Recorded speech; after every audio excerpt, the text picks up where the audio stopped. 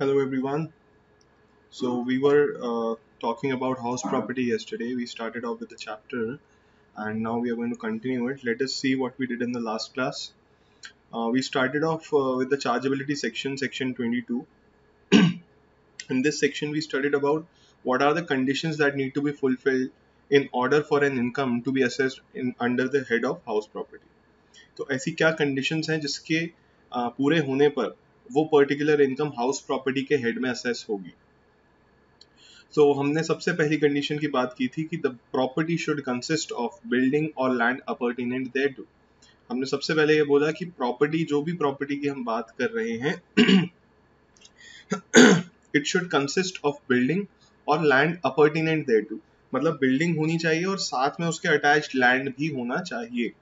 मतलब लैंड होना, बिल्डिंग होना बहुत जरूरी है. अगर बिल्डिंग नहीं है, सिर्फ वेकेंट प्लॉट ऑफ लैंड है, तो उस केस में उसे हाउस प्रॉपर्टी नहीं बोलेंगे.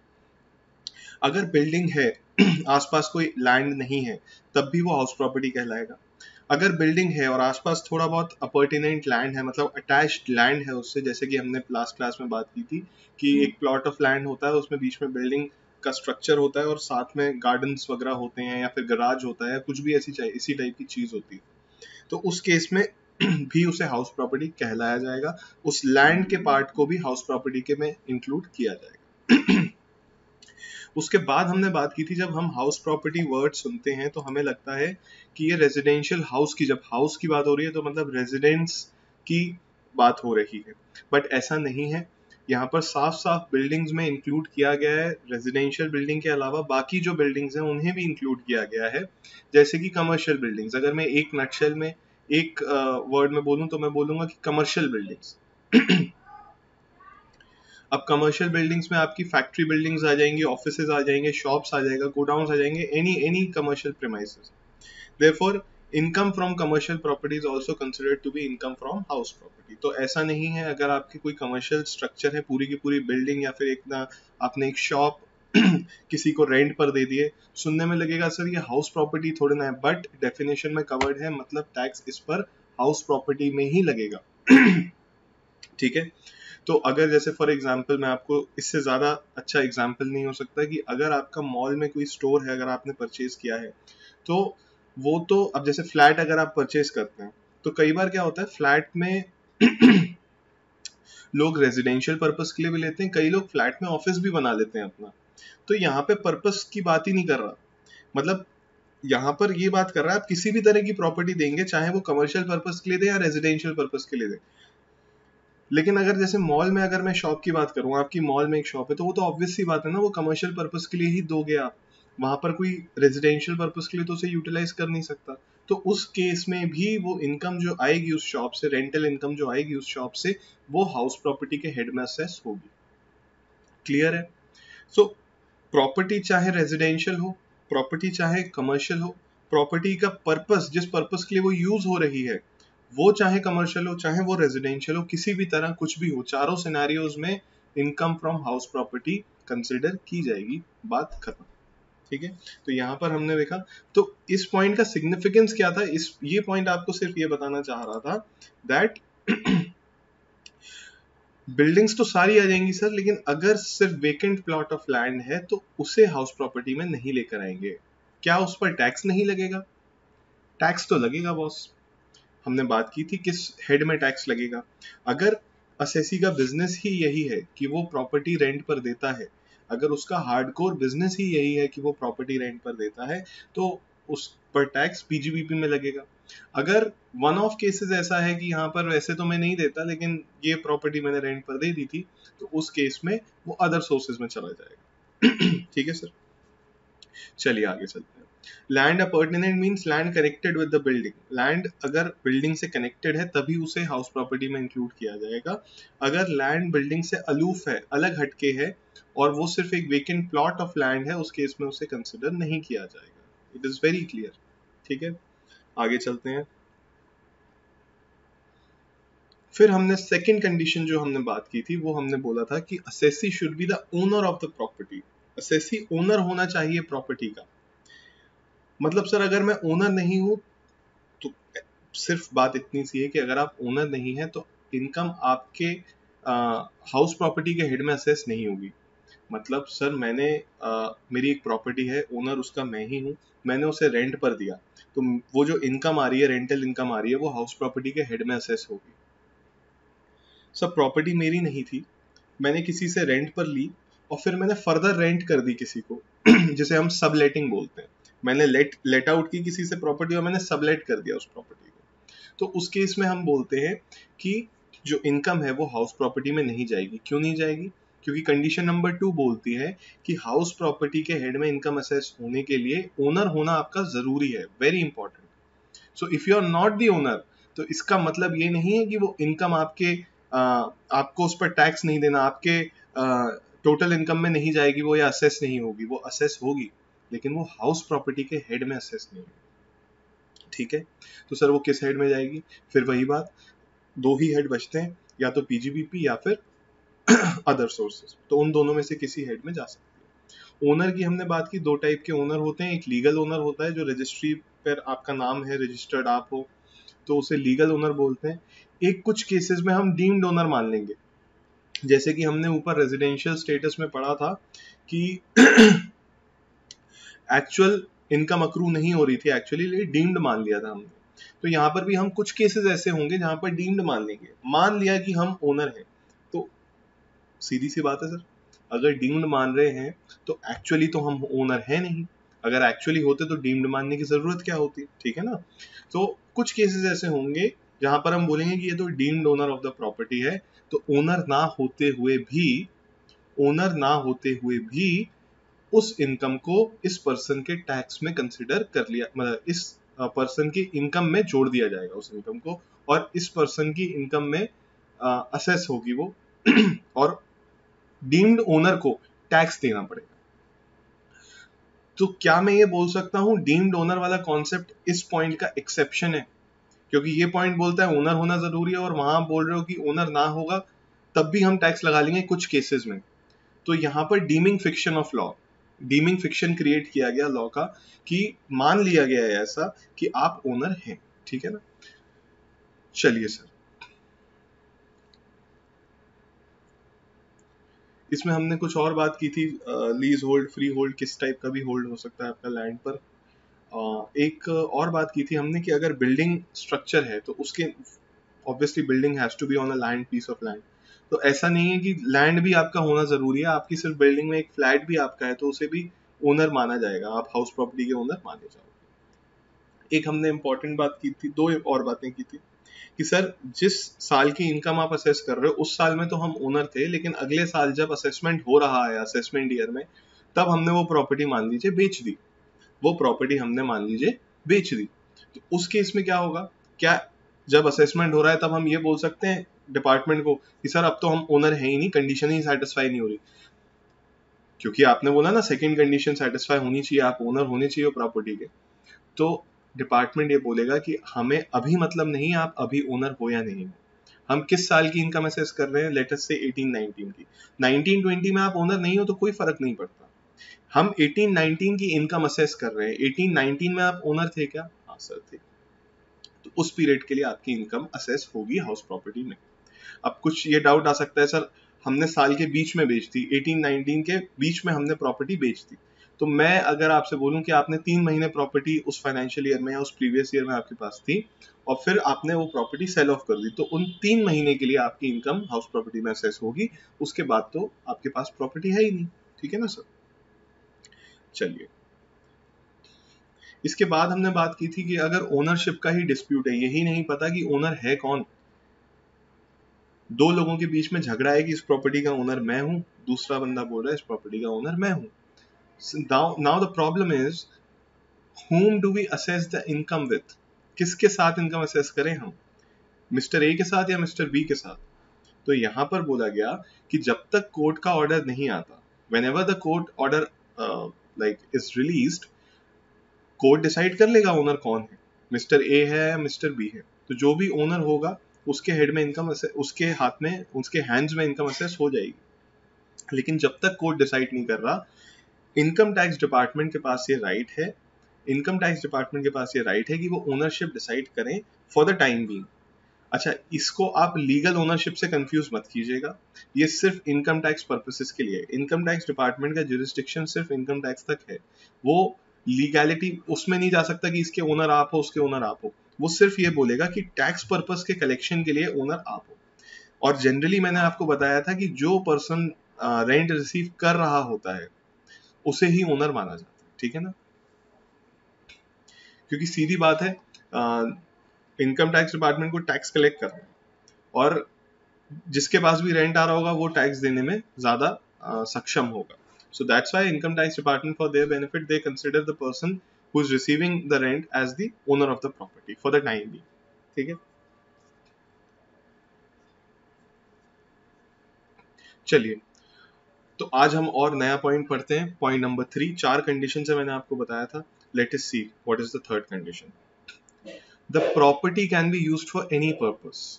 Property can be used for any purpose. तो ऊपर हमने बात की थी कि प्रॉपर्टी कैसी भी हो सकती है। प्रॉपर्टी कैन बी रेजिडेंशियल और it can be factory building, offices, shops, godown, commercial premises. तो एक तो होती है प्रेमाइसेस की,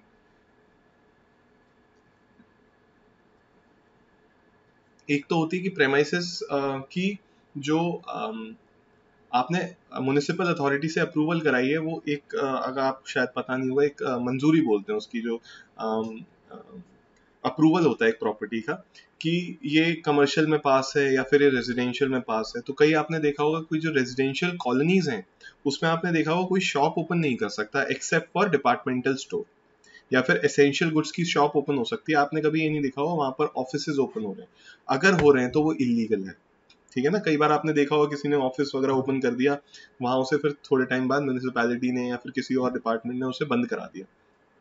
तो एक तो रजिस्टर्ड आपका प्रॉपर्टी रजिस्टर्ड होती है, या तो रेजिडेंशियल प्रॉपर्टी के जैसे या फिर कमर्शियल प्रॉपर्टी के जैसे, और एक होता है मैं उसका यूज क्या कर रहा हूँ। दोनों अलग अलग चीजें हैं। फ्लैट में मैं अपना ऑफिस बना लूं तो कोई रोक लेगा क्या मुझे? नहीं रोक सकता ना। तो मैं फ्लैट में अपना ऑफिस बना सकता हूँ, और कोई एक कमर्शियल जगह पर, जो कमर्शियल मेन रोड की प्रॉपर्टी है, वहां पर मैं अपना घर बना लूं तो कोई मुझे रोक सकता है क्या? तो it depends on me what use I am going to do with the property, ठीक है। तो दोनों सेपरेट चीजें। तो ऊपर हमने बात की थी कि वो लैंड, वो प्रॉपर्टी होनी कैसी चाहिए। तो हमने बोला सर कुछ भी हो सकती है, रेजिडेंशियल भी हो सकती है, ऑफिस भी हो सकती है, फैक्ट्री भी हो सकती है, anything. So residential is also allowed, commercial is also allowed. Now we are talking about what purpose are we using it for. Now we are talking about what purpose are we using it for. ठीक है। तो यहाँ पर पहली line में उन्होंने साफ साफ बोल दिया, the property can be use for any purpose. मतलब अगर प्रॉपर्टी में रेंट पर दे रहा हूं, ध्यान से सुनेंगे, अगर प्रॉपर्टी में रेंट पर दे रहा हूं तो वो पर्सन जिसको मैंने रेंट पर दी है वो उसे अपने रहने के लिए यूज कर रहा हो या फिर अपने बिजनेस के लिए यूज कर रहा हो, मुझे फर्क नहीं पड़ता। दोनों ही केस में हाउस प्रॉपर्टी में इनकम असेस हो जाएगी, ठीक है। तो इससे फर्क नहीं पड़ता कि वो प्रॉपर्टी जिसको मैंने रेंट पर दिया है, जिसे मैंने रेंट पर दिया है, उस केस में वो किस पर्पस के लिए यूज कर रहा है। मैंने अपना घर रेंट पर दे दिया किसी और पर्सन को, उससे मेरा 15-20,000 रुपीज पर मंथ का रेंट आ रहा है, that is also accessible under house property head. और अगर मैंने अपनी शॉप रेंट पर दे दी किसी पर्सन को, that is also assessed under house property head, ठीक है। क्लियर है। तो सर फिर ये क्या लिखा है, ये क्या लिखा हुआ है सर? ये फिर तो बात अलग हो गई। एक्सेप्ट बिजनेस और प्रोफेशन ऑफ द असेसी। कह रहे हैं कि किसी भी पर्पस के लिए यूज हो जानी चाहिए, लेकिन आप खुद के बिजनेस के लिए यूज मत करना। सर बात कुछ समझ नहीं आई, मतलब क्या हुआ सर इसका? आप पढ़ के देखिए, सोच के देखिए। The property can be use for any purpose except business और प्रोफेशन ऑफ द असेसी।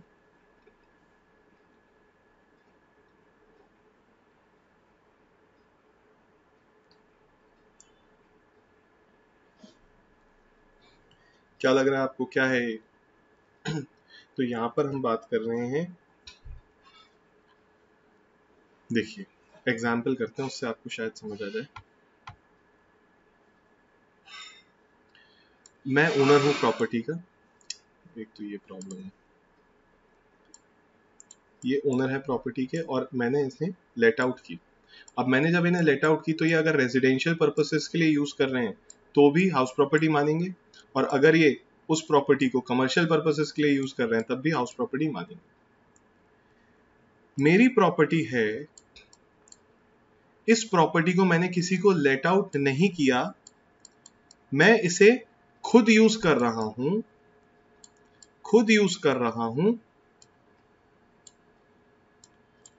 मैं इसे खुद यूज कर रहा हूं अपने ही बिजनेस या अपने ही प्रोफेशन के लिए, अपने ही बिजनेस या अपने ही प्रोफेशन के लिए। आप सोच लीजिए, मैं एग्जांपल देता हूं, मैं चार्टर्ड अकाउंटेंट हूं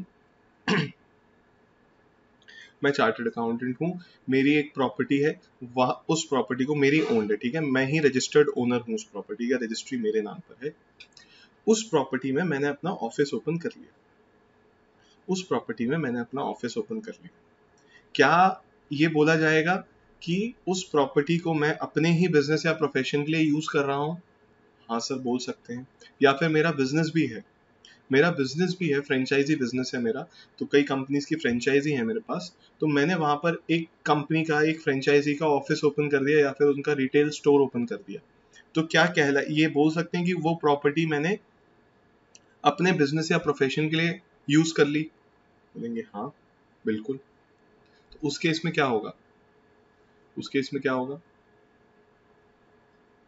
उसे हाउस प्रॉपर्टी नहीं मानेंगे, उसे हाउस प्रॉपर्टी नहीं मानेंगे। आइए वापस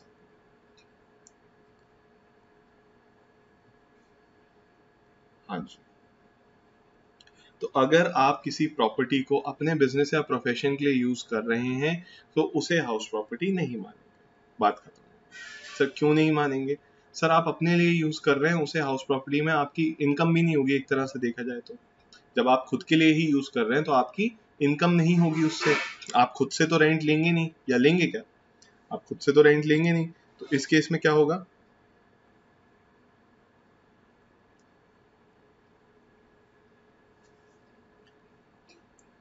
उससे क्या होगा सर? आप खुद से रेंट लेंगे नहीं तो फिर उसे हाउस प्रॉपर्टी में लेकर नहीं आएंगे। जब इनकम नहीं हो रही तो असेसमेंट किस बात का? ठीक है, चलिए। If the owner is using house property in his business और प्रोफेशन, इससे कंफ्यूजन हो सकता है आपको। एक वो कंफ्यूजन क्या हो सकता है? सर अगर मैंने किसी और को रेंट पर दी, वो बिजनेस के लिए यूज कर रहा है, तो क्या हाउस प्रॉपर्टी मानेंगे? बिल्कुल मानेंगे सर, क्यों नहीं मानेंगे? यहां पर सिर्फ क्या बोला, एक्सेप्ट बिजनेस और प्रोफेशन ऑफ द एसएससी, मतलब मैं खुद के बिजनेस के लिए यूज नहीं करूंगा, क्योंकि खुद के बिजनेस के लिए यूज करूंगा तो मैं खुद को, अपने आप को कोई रेंट पे करूंगा क्या? मैं तो नहीं करूंगा ना अपने आप को रेंट पे। ठीक है, तो अगर मैं किसी और को दे रहा हूं, मुझे पर्पस से मतलब ही नहीं, क्योंकि यहां बोल दिया it can be use for any purpose. लेकिन अगर मैं किसी को दे नहीं रहा और मैं खुद के बिजनेस और प्रोफेशन के लिए यूज कर रहा हूं, तब उसे हाउस प्रॉपर्टी नहीं कंसिडर करेंगे, क्योंकि मैं खुद से रेंट तो लूंगा नहीं। ठीक है ना? If the owner is using the property for his business और profession, then it will not be assessed under the head of house, तब उसे हाउस प्रॉपर्टी के हेड में असेस नहीं किया जाएगा। ठीक है। Mister A is an architect who owns 2 commercial offices. Mister एक आर्किटेक्ट है।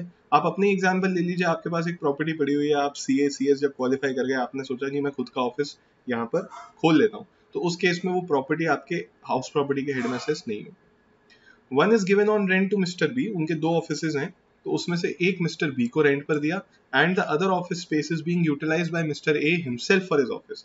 और दूसरा जो प्रॉपर्टी का ऑफिस है वो मिस्टर ए ने खुद के ऑफिस के लिए यूटिलाइज किया। इन this case office 1 will be considered house property. क्यों? क्योंकि उन्होंने किसी और को रेंट पर दिया था, और वो किसी भी पर्पस के लिए यूज करे, doesn't matter. Office 2 will not be considered house property. Why? Because Mr. A is using that property for his own profession. Mr. A is using that property for his own profession. The assessee should not be in the business of letting out of property. If the assessee is in the business of letting out of property, then चलिए अब एक और बात करते हैं। Sir एक बात बताइए, आपने बोला कि पीजीबीपी में जाएगी इनकम, कई केसेस आपने बताया पीजीबीपी में इनकम जाएगी।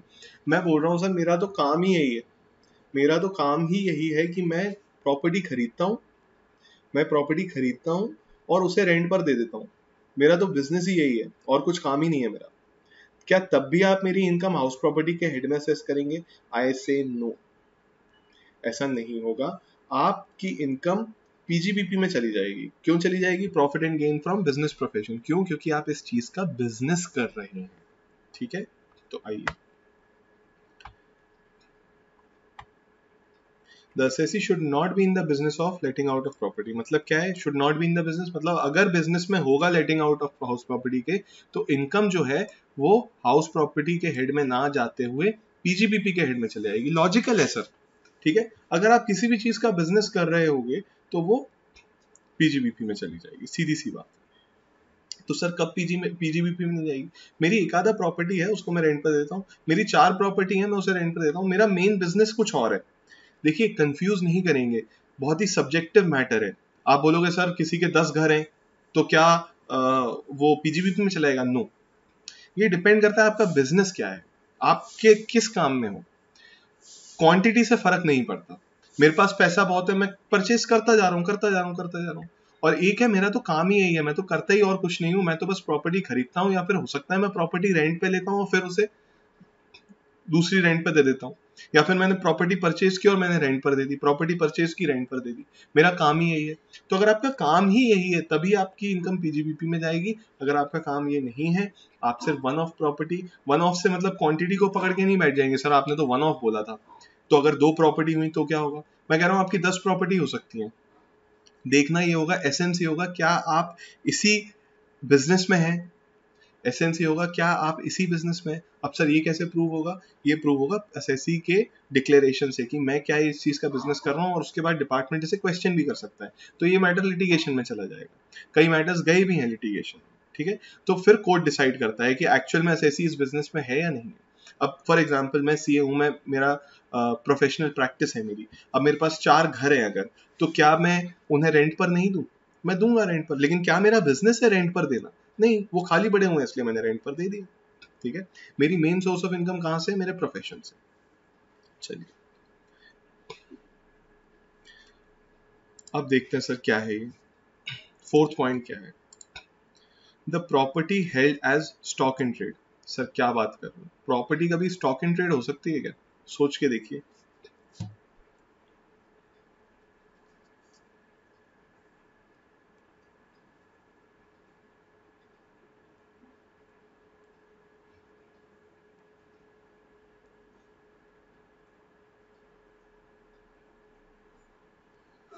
प्रॉपर्टी स्टॉक इन ट्रेड हो सकती है? सर स्टॉक इन ट्रेड मतलब हम तो बिजनेस कर रहे हैं। प्रॉपर्टी का स्टॉक इन ट्रेड का मतलब समझ में आ रहा है आपको? इसका मतलब ये नहीं है कि आप प्रॉपर्टी रेंट पर देने का बिजनेस कर रहे हो। प्रॉपर्टी स्टॉक इन ट्रेड का मतलब है आप प्रॉपर्टी बाइंग सेलिंग का बिजनेस कर रहे हो। दोनों बहुत अलग चीजें हैं दोस्त, दोनों बहुत अलग चीजें हैं।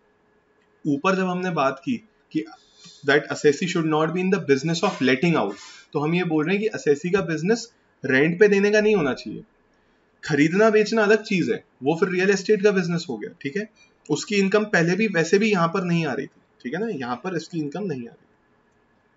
तो अब बोल रहे हैं कि property is held as stock in trade. इसका मतलब क्या है? प्रॉपर्टी मैंने खरीदी हुई है बेचने के लिए, मतलब मेरा बिजनेस क्या है?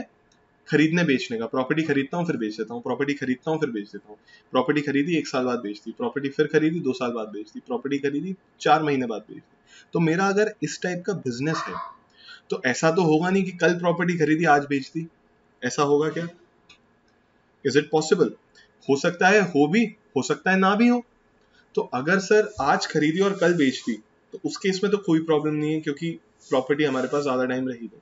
लेकिन सर एक प्रॉपर्टी खरीदी, उसको 2 साल बाद बेचा, 4 प्रॉपर्टी खरीदी, मार्केट डाउन हो गया, उसको 3 साल बाद बेचा, लेकिन मेरा बिजनेस यही है सर, मैं प्रॉपर्टी खरीदता बेचता हूँ। तो अगर मैं कोई प्रॉपर्टी खरीदता हूँ और फिर बेच देता हूँ, खरीदता हूँ और फिर बेच देता हूँ, और बीच में कुछ टाइम के लिए वो प्रॉपर्टी मेरे पास रहती है, तो उस केस में क्या होगा? क्या उस ड्यूरेशन के लिए आप उस हाउस प्रॉपर्टी के ओनर हैं? हाँ सर। क्या वो बिल्डिंग है? हाँ सर। तो क्या सर उसे हाउस प्रॉपर्टी कंसिडर कर लिया जाएगा? क्या उसे हाउस प्रॉपर्टी कंसिडर कर लिया जाएगा? जी हाँ।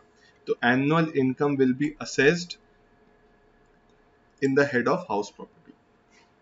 This situation is different from part B of the above point.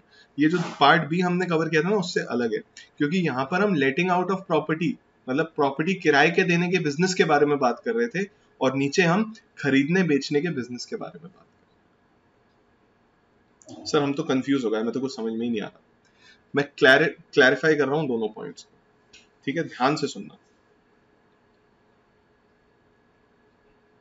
Point number 1, मैं प्रॉपर्टी किसी भी पर्पस के लिए दे रहा हूं रेंट पर, इनकम असेस होगी हाउस प्रॉपर्टी। किसी भी पर्पस के लिए दे रहा हूं रेंट पर किसी और को, थर्ड पर्सन को, प्रॉपर्टी की इनकम असेस होगी हाउस प्रॉपर्टी।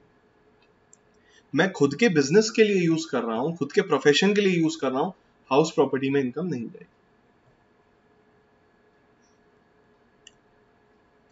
लेकिन अगर मेरा बिजनेस ही प्रॉपर्टी को खरीद के किराए पे देने का है, लेटिंग आउट का बिजनेस है, मैं करता ही यही हूं, तो क्या हाउस प्रॉपर्टी में इनकम आ जानी चाहिए या फिर वो पीजीबीपी में चली जानी चाहिए, क्योंकि मेरा बिजनेस ही यही, ठीक है। तो यहाँ केस, थर्ड केस में मेरा बिजनेस क्या हुआ, हाउस प्रॉपर्टी को किराए पे देने।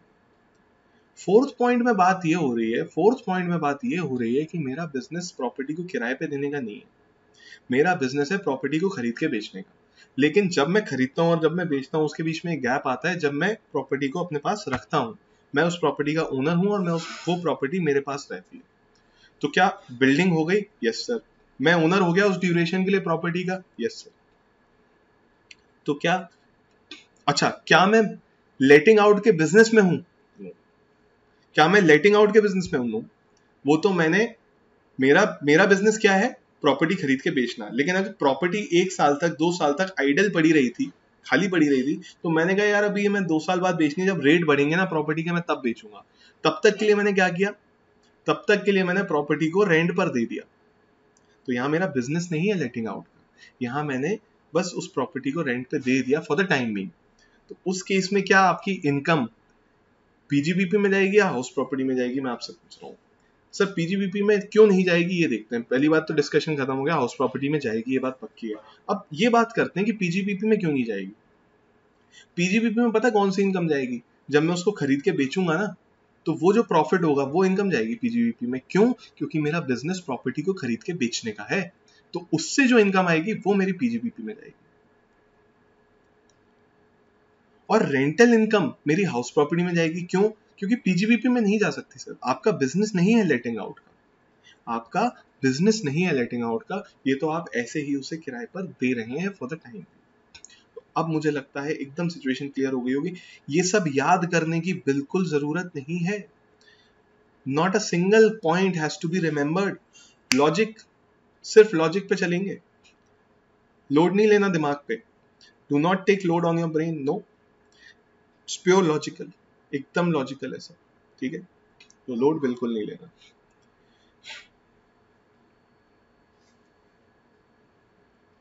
ठीक है सर, चलिए।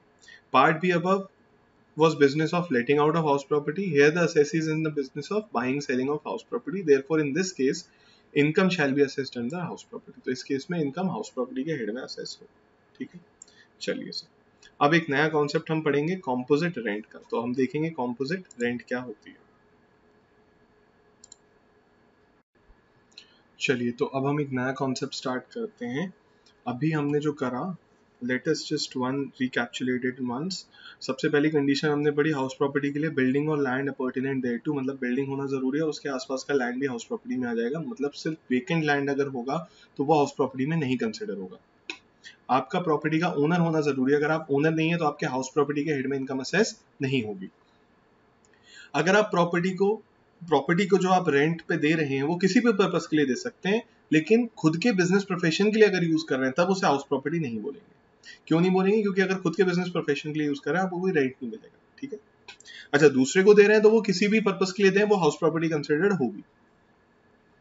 अगर आप प्रॉपर्टी खरीदने बेचने का आपका बिजनेस है, अगर आपका प्रॉपर्टी परचेज और सेल का बिजनेस है, तो उस केस में जिस टाइम के लिए प्रॉपर्टी आपके पास होती है उस टाइम के लिए उसकी इनकम हाउस प्रॉपर्टी हेड में जाएगी, ठीक है। चलिए, अब नए कॉन्सेप्ट की बात करते हैं जिसका नाम है कॉम्पोजिट रेंट।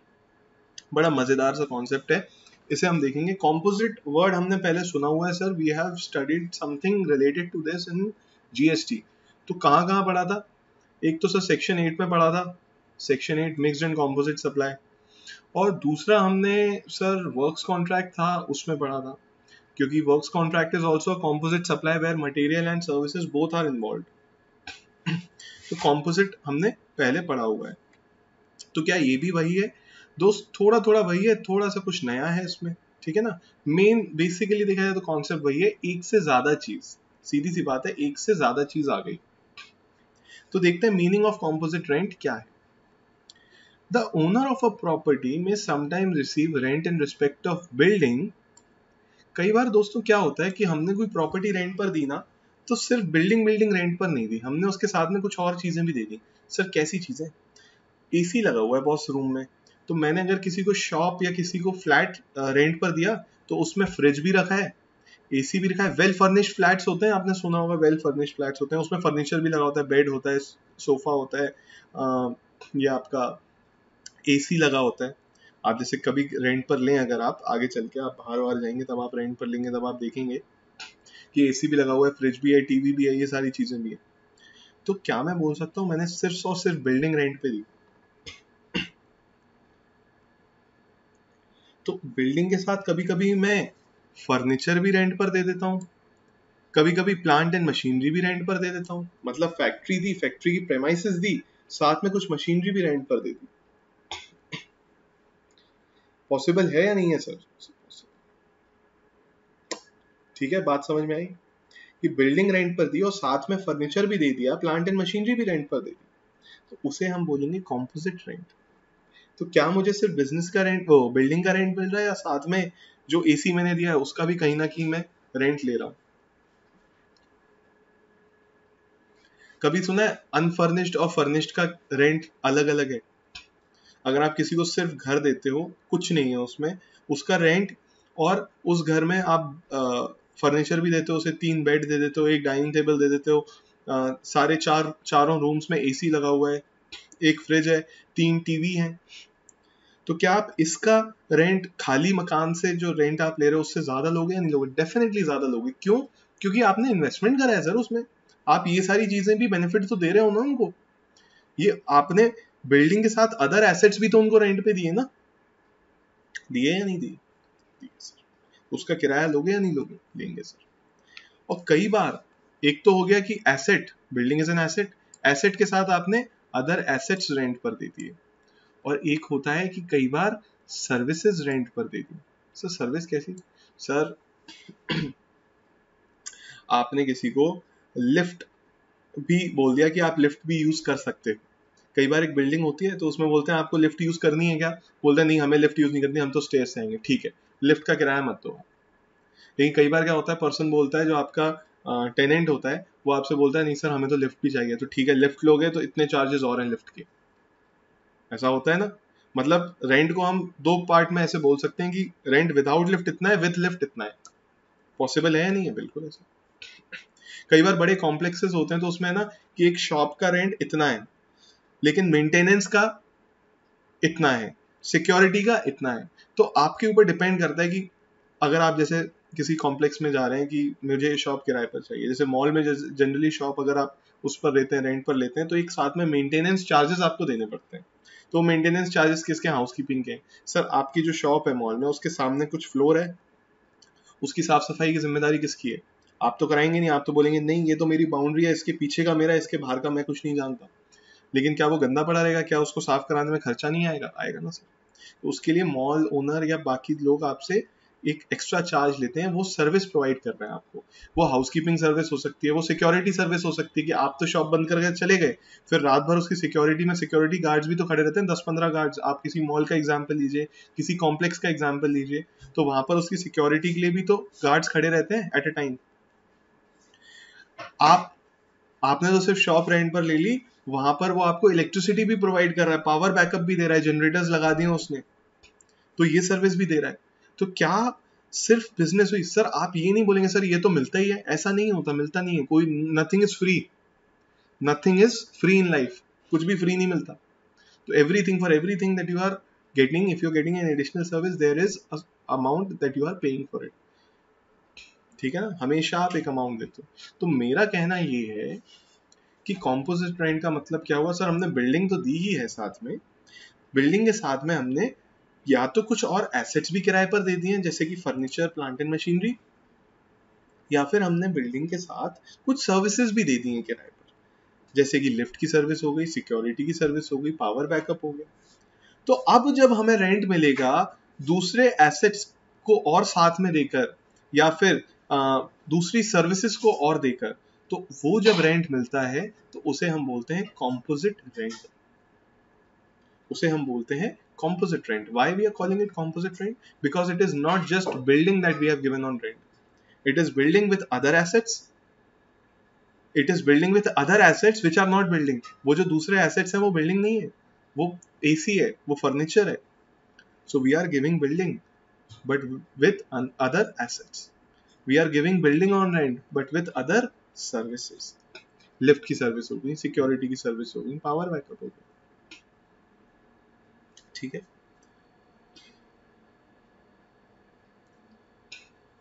तो ये सारी चीजें हैं। तो इस केस में सर आप पढ़ा क्यों रहे हो, ये तो सर लॉजिकल कॉन्सेप्ट है, तो हमें समझ आ गया 1 मिनट में। तो फिर हम इसे अलग से क्यों पढ़ रहे हैं दोस्त? अलग से इसलिए पढ़ रहे हैं क्योंकि इसका ट्रीटमेंट थोड़ा अलग होता है। इसका ट्रीटमेंट थोड़ा अलग होता है। सर क्या ऐसा है जितना जितना बिल्डिंग का किराया उतना तो हाउस प्रॉपर्टी में जाएगा, और इसके अलावा जो एसेट्स का किराया है या फिर जो सर्विस का किराया है, जो रेंट है सर्विस का या फिर दूसरे एसेट्स का, उसको आप किसी और हेड में ले जाओगे? Is it possible? तो देखते हैं सर, कुछ इस तरह का होगा, लेकिन क्या होगा ये सोचते हैं, ठीक है। आइए, बड़ा इंटरेस्टिंग है कॉन्सेप्ट। पहले क्या लिखा हुआ है, टैक्स ट्रीटमेंट देखते हैं, ये कहना क्या चाह रहे हैं हमसे, क्या ट्रैक, बहुत लॉजिकल है, बहुत आराम से समझेंगे इसको, पॉइंट को, क्या बहुत इंटरेस्टिंग है। पहले बोल रहा है where composite rent includes rent of building and charges for different services, lift, security etcetera, the composite rent has to split up. कह रहे हैं कि अगर रेंट के साथ में, बिल्डिंग के साथ में अदर एसेट्स का या फिर अदर सर्विसेज का रेंट जुड़ा हुआ होता है, तो हमें क्या करना पड़ता है, उसे स्प्लिट अप करना पड़ता है। We'll have to split it up.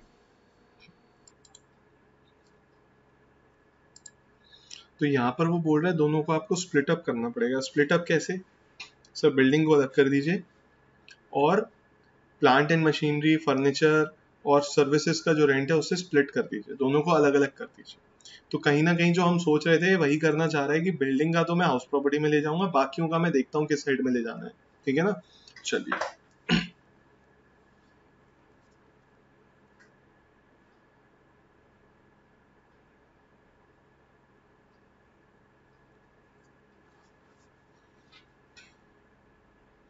तो यहाँ देखते हैं केस 1 में वो बोल रहा है if letting out building and other assets are separable.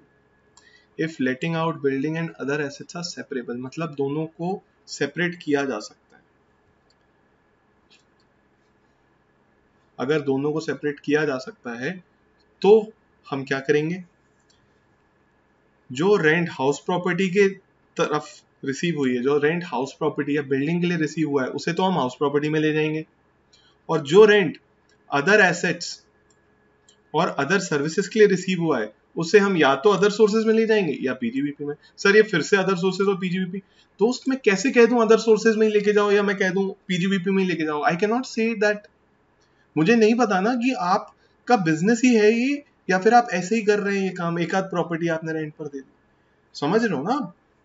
तो अगर आपका बिजनेस है तो वो पीजीबीपी में जाएगा, अगर बिजनेस नहीं है तो अदर सोर्सेज में जाएगा, सिंपल सी बात है। लेकिन इंपॉर्टेंट पॉइंट यहाँ पर क्या था कि हाउस प्रॉपर्टी का रेंट तो हम हाउस प्रॉपर्टी में ले जाएंगे और अदर सर्विसेज या अदर एसेट्स का रेंट हम अदर सोर्सेज या पीजीबीपी में ले जाएंगे। तो हम जो ऊपर सोच रहे थे वो बात सही निकली, लॉजिकल निकली। कुछ याद करने का है क्या, बताओ कितना सिंपल है या नहीं सिंपल? कितना इंटरेस्टिंग पॉइंट है, बिल्कुल सर लॉजिकल चल रहा है एकदम। आगे चलते हैं, केस 2 में पता नहीं क्या बात कर रहे हैं। ये देखिए क्या कह रहे हैं, if letting out of building and other assets is inseparable. तो सर ऐसा भी तो हो सकता है, कई बार हम दोनों को सेपरेट कर ही नहीं सकते, हम दोनों को सेपरेट कर ही नहीं सकते। तो अब देखो बॉस, ध्यान से सुनना मेरी बात को, आगे पढ़ना मत, सुनो मेरी बात को। सर सेपरेबल तो नहीं है, सेपरेबल तो नहीं है। अब पूरा का पूरा रेंट एक ही जगह जाएगा, या तो वो हाउस प्रॉपर्टी में जाएगा या फिर अदर सोर्सेज या पीजीबीपी में जाएगा। तो अब झगड़ा सिर्फ किस बात का है, क्योंकि सेपरेट तो कर नहीं सकते ना दोस्त। तो अब पूरा का पूरा रेंट है वो एक ही जगह जाएगा, कहाँ जाएगा ये सोचो। क्या उसे हाउस प्रॉपर्टी में ले जाए वो ज्यादा सही है, या उसे अदर एसेट्स में ले जाएं, मतलब सॉरी अदर सोर्सेज में ले जाएं, वो ज्यादा सही रहेगा।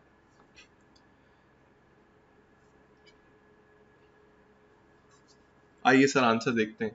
The entire rent will be taxable as other sources और पीजीबीपी। जो पूरा का पूरा रेंट है सर वो अदर सोर्सेज और पीजीबीपी में चला जाएगा, अगर आप उन दोनों को सेपरेट नहीं कर सकते तब।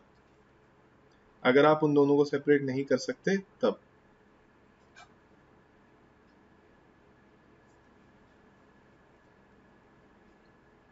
आपको लग रहा होगा सर हाउस प्रॉपर्टी में ले जाओ, नहीं बॉस, पूरा का पूरा अदर सोर्सेज में जाएगा। ठीक है, कोई दिक्कत? और अगर आप इसी का ही बिजनेस कर रहे हो, आप करते क्या हो, आप फ्लैट खरीदते हो, उसमें फर्नीचर भी खरीद लेते हो और फिर उसे लेट आउट करते हो। फ्लैट के साथ फर्नीचर लेट आउट कर लो, फ्लैट के साथ एसी लगवा दिए, 2-3 टीवी लगवा दिए और लेट आउट कर लो, आपका बिजनेस ही यही है। ठीक है, तो वो पीजीबीपी में चला जाएगा। पता है मुद्दा ये नहीं है, ये तो ठीक है सर समझ आ गया, हो गया। मुझे आपसे दूसरी बात करनी है दोस्त, मुझे आपसे बात करनी है। आपने यहाँ पढ़ा सेपरेबल और यहाँ पढ़ा इनसेपरेबल। मुझे आपसे ये पूछना है कब आप बोलोगे सेपरेबल है, कब आप बोलोगे इनसेपरेबल है। मजा तो इस पॉइंट में है, जो मेन घुमाने वाली बात है ना वो तो इस पॉइंट में है। तो कब बोलेंगे सेपरेबल, कब बोलेंगे इनसेपरेबल? सर सीधी सी बात है, देखिए जब अमाउंट सेपरेट किया जा सकता है, बहुत ध्यान से सुनेंगे, बहुत मजेदार कॉन्सेप्ट है बॉस। सर जब अमाउंट सेपरेट किया जा सकता है बिल्डिंग का और लिफ्ट का, या बिल्डिंग का और एसी का, या बिल्डिंग का और दूसरी चीज का, तब तो हम बोलेंगे कि सेपरेबल है। और जब अमाउंट सेपरेट नहीं किया जा सकता तब हम बोलेंगे कि इनसेपरेबल है। ऐसा होगा क्या? आपके मन में यही आ रहा होगा कि हाँ सर ऐसे ही होगा, क्योंकि सारा खेल तो अमाउंट का ही है, everything is dependent on the amount. क्योंकि अमाउंट सेपरेबल का मतलब क्या, अमाउंट सेपरेट मतलब सेपरेट, अमाउंट सेपरेट नहीं किया जा सकता मतलब। अब मैंने किसी से अगर रेंट पर लिया तो मैं बोल रहा हूँ कि अच्छा ठीक है बिल्डिंग का किराया इतना, ये फर्नीचर का किराया कितना और एसी का किराया कितना, ये फर्नीचर का किराया कितना, एसी का किराया कितना। तो उसने बोल दिया बिल्डिंग का इतना, फर्नीचर का इतना, एसी का इतना, तो सर ये सेपरेबल है, तो सर ये सेपरेबल है। रॉन्ग, गलत। मैंने पूछा सर बिल्डिंग का किराया कितना और लिफ्ट का किराया कितना, तो उसने बोला सर मेरे को तो पूरे 50,000 दे देना। तो हमने बोला कि सर नहीं बिल्डिंग का अलग बताओ, लिफ्ट का अलग बताओ। कहते नहीं नहीं 50,000 लूंगा मैं, तो इकट्ठे लूंगा, मैं सेपरेट स्प्लिट अप नहीं कर सकता, मेरे पॉसिबल नहीं है। तो वो जिद पे अड़ गया, नहीं सर हम डिवाइड नहीं कर सकते। ठीक है सर, अगर डिवाइड नहीं कर सकते तो ये इनसेपरेबल है ना, ये इनसेपरेबल है। रॉन्ग, गलत जवाब। ये कॉन्सेप्ट ही अलग है बॉस। अब आते हैं मेन कॉन्सेप्ट पे, पढ़ते हैं कि क्या है इनसेपरेबल। अब ये सेपरेबल और इनसेपरेबल को बोल रहा है क्या? This is to be understood in the sense, मैं यहां पढ़ रहा हूं दोस्तों, this is to be understood in the sense that the party does not accept just the building but also demands other assets like furniture and some services like lift etc with it। दोस्त ये जो separation और separation या इनसेपरेशन की बात है ना, ये इस पर डिपेंड नहीं करती कि अमाउंट सेपरेट हो सकता है या नहीं। ये पार्टी के ऊपर डिपेंड करता है कि पार्टी को सिर्फ बिल्डिंग चाहिए या बिल्डिंग के साथ एसेट्स चाहिए।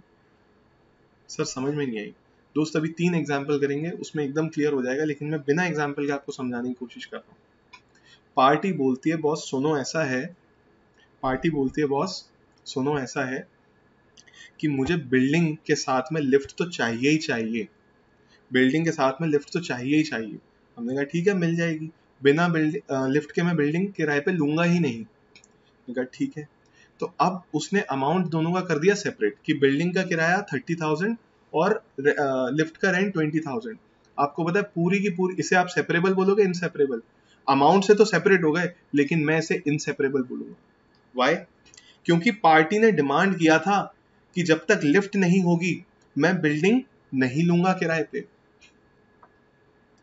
मतलब पार्टी बिल्डिंग और लिफ्ट को सेपरेट नहीं कर रही। अमाउंट से मतलब नहीं है दोस्त, अमाउंट से मतलब नहीं है। क्या आप इन दोनों चीजों को, बिल्डिंग और दूसरे एसेट्स या दूसरी सर्विसेज को सेपरेट करके ले सकते हो रेंट पे? अगर हाँ तो सेपरेबल है, अगर नहीं तो सेपरेबल नहीं है। अमाउंट से कोई फर्क नहीं पड़ता दोस्तों। क्या बात है सर, आइए एग्जाम्पल देखते हैं, बहुत अच्छे से क्लियर होगा।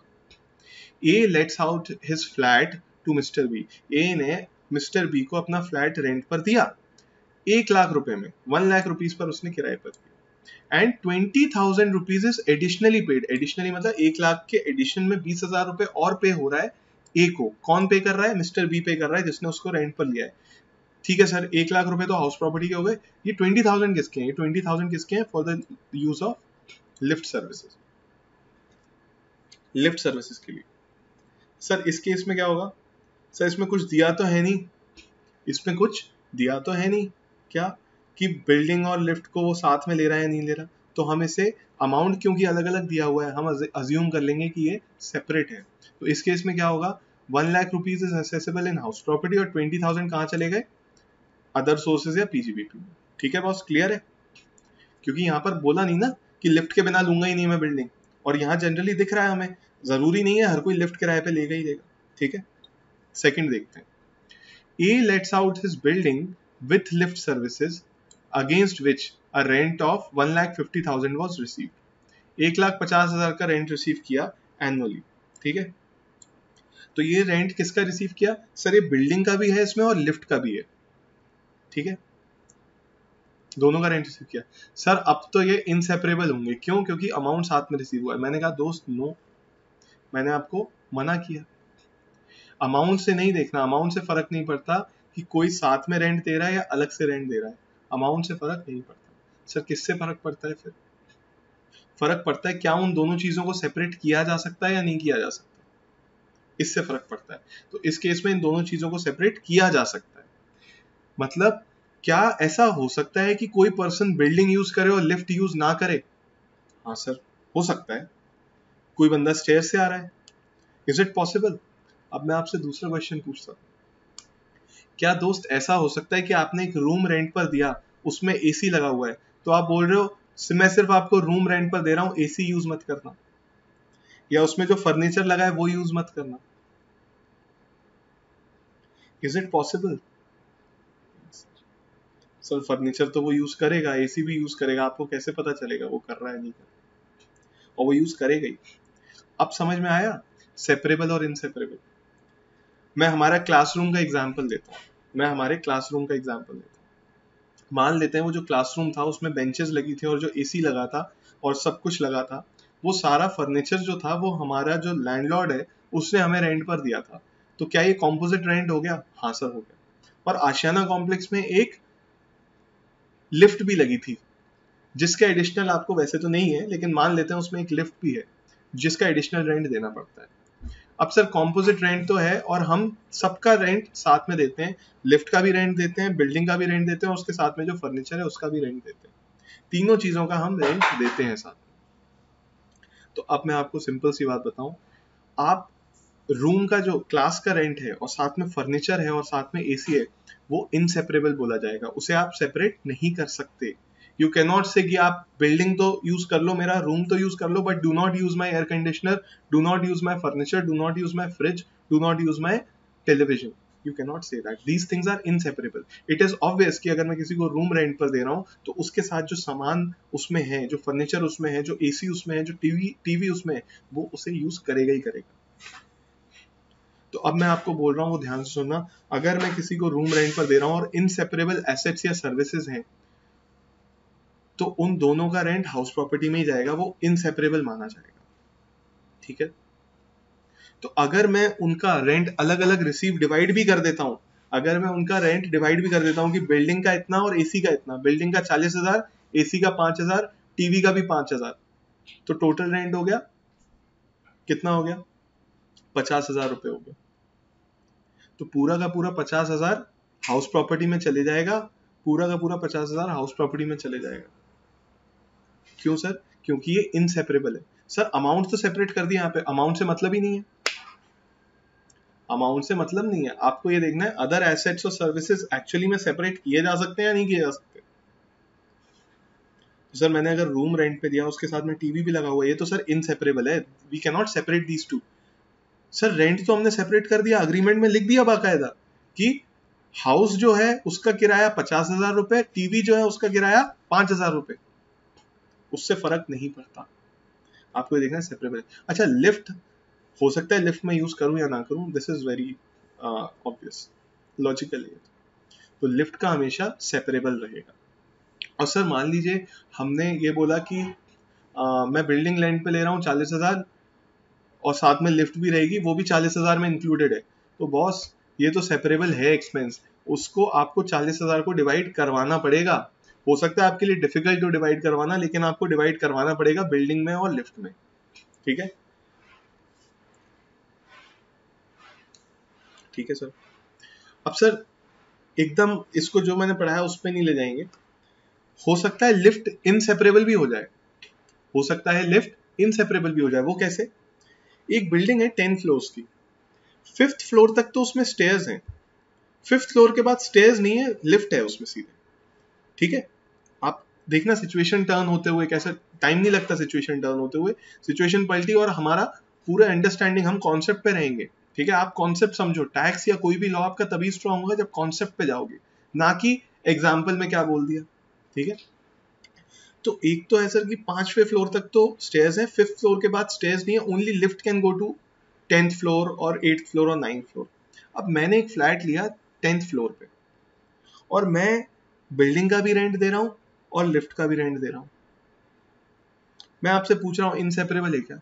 अभी तो सर आपने बोला सेपरेबल है, अभी लास्ट एग्जांपल आशियाना कॉम्प्लेक्स वाला आपने एग्जांपल किया था, उसमें आपने बोला इन सेपरेबल है। मैं आपसे पूछ रहा हूं इस वाले एग्जांपल में क्या होगा, सेपरेबल होगा या इनसेपरेबल होगा? दोस्त इनसेपरेबल होगा। बिना लिफ्ट के आप जा ही नहीं सकते बिल्डिंग में, बिना लिफ्ट के आप बिल्डिंग में जा ही नहीं सकते, तो सिचुएशन टर्न होते हुए टाइम नहीं लगेगा। ठीक है दोस्त, तो एग्जांपल देखते हैं, तो कंफ्यूज नहीं होना है, मैंने क्रक्स आपको बता दिया, एक बार और देखेंगे क्रक्स। ए ने जब बिल्डिंग लेट आउट की, 1 लाख रुपए उसने बिल्डिंग के लिए लिए, 20,000 रुपए उसने एडिशनल लिए लिफ्ट के लिए, तो 1 लाख रुपए हाउस प्रॉपर्टी में जाएगा, 20,000 रुपीज अदर सोर्सेज या पीजीबीपी में जाएगा। अच्छा जब लिफ्ट के केस में कुछ नहीं दिया तो हम क्या अज्यूम करेंगे, सेपरेबल है। ठीक है, ये इसलिए नहीं क्योंकि अमाउंट सेपरेट है, ये इसलिए क्योंकि हमें पता है as a service lift separate होती है। इसके बाद क्या है boss?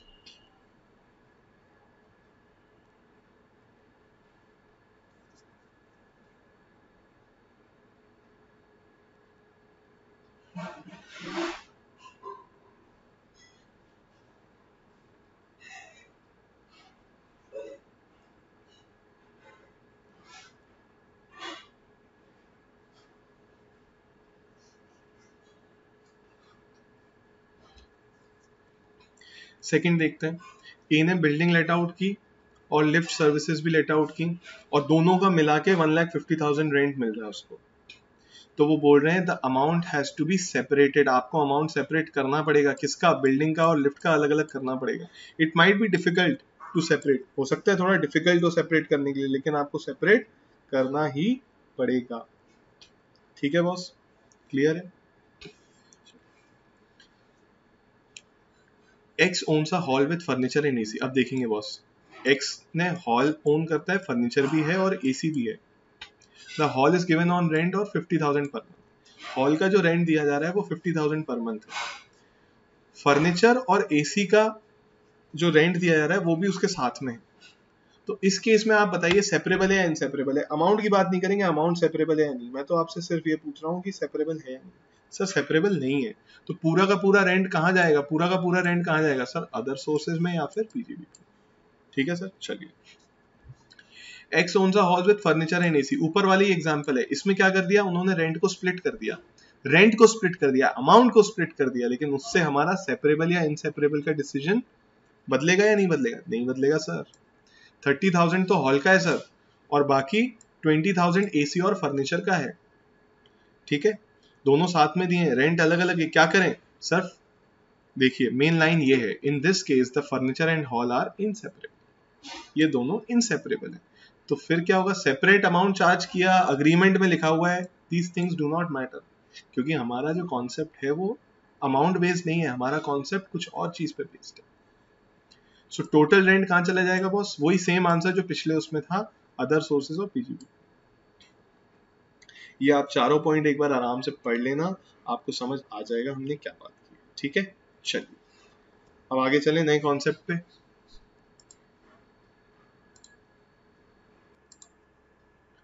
So now we are going to talk about income from house property situated outside India. मतलब अगर आपकी हाउस प्रॉपर्टी आउटसाइड इंडिया है तो उस केस में क्या होगा। मैं हाउस प्रॉपर्टी के हेड में बात नहीं करूंगा, अभी जो हम पढ़ कर आ रहे हैं उसके बारे में बात करते हैं। अभी तक हमारी जो रेजिडेंशियल स्टेटस और स्कोप ऑफ इनकम की नॉलेज है उसके हिसाब से आप उसको ध्यान में रखते हुए आपके हिसाब से क्या होना चाहिए। प्रॉपर्टी इंडिया के बाहर है, ठीक है, तो इनकम अक्रूड और deem to accrue in India है या आउटसाइड इंडिया है? सब प्रॉपर्टी बाहर है तो आउटसाइड इंडिया है। तो अब क्या बच जाता है कि रिसीव कहाँ पर हुई है। अगर इंडिया में रिसीव हुई है तो फिर टैक्सेबल हो जाएगी, इंडियन इनकम बन जाएगी, तीनों केस में टैक्सेबल हो जाएगी। अगर इंडिया में रिसीव नहीं हुई तो फॉरेन इनकम बन जाएगी, फिर सिर्फ आरओआर के केस में टैक्सेबल होगी, राइट। आर एनओआर के केस में भी टैक्सेबल नहीं होगी क्योंकि वो दो एक्सेप्शन जो है, दो स्पेशल केसेस वो बिजनेस और प्रोफेशन के हैं। तो ये बिजनेस और प्रोफेशन तो है नहीं, है तो हाउस प्रॉपर्टी है, ठीक है ना। तो अब हमें इसमें कुछ स्पेशल नहीं है, हाउस प्रॉपर्टी हेड में there is nothing special about this clause.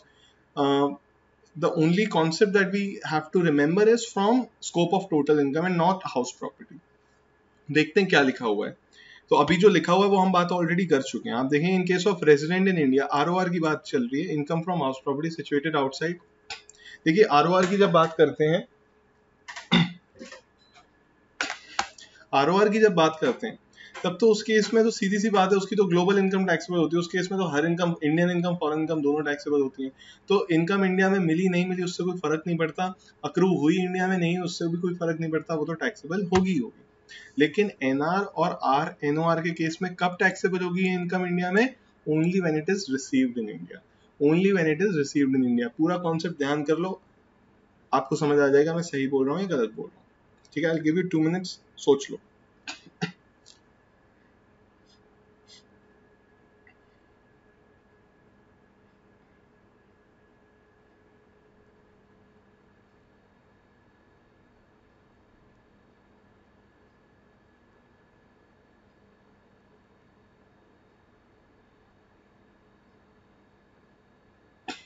हाँ जी, मैं सही बोल रहा हूँ।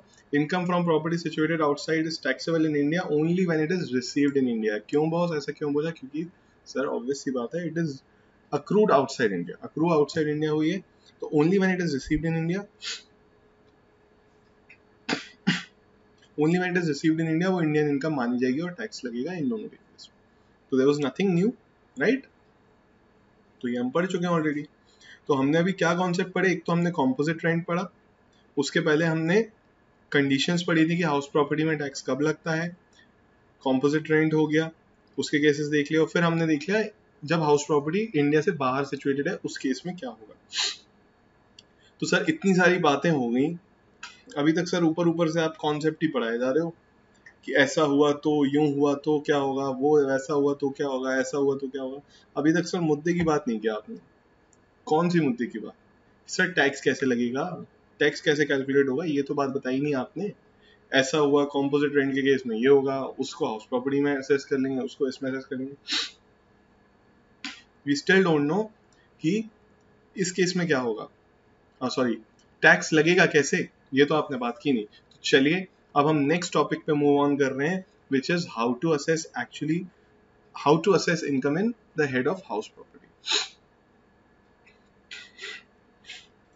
आइए सर, तो अब आपके साथ स्टार्ट करते हैं calculation of income from house property. बहुत स्लोली स्लोली चलेंगे, धीरे धीरे चलेंगे, ठीक है।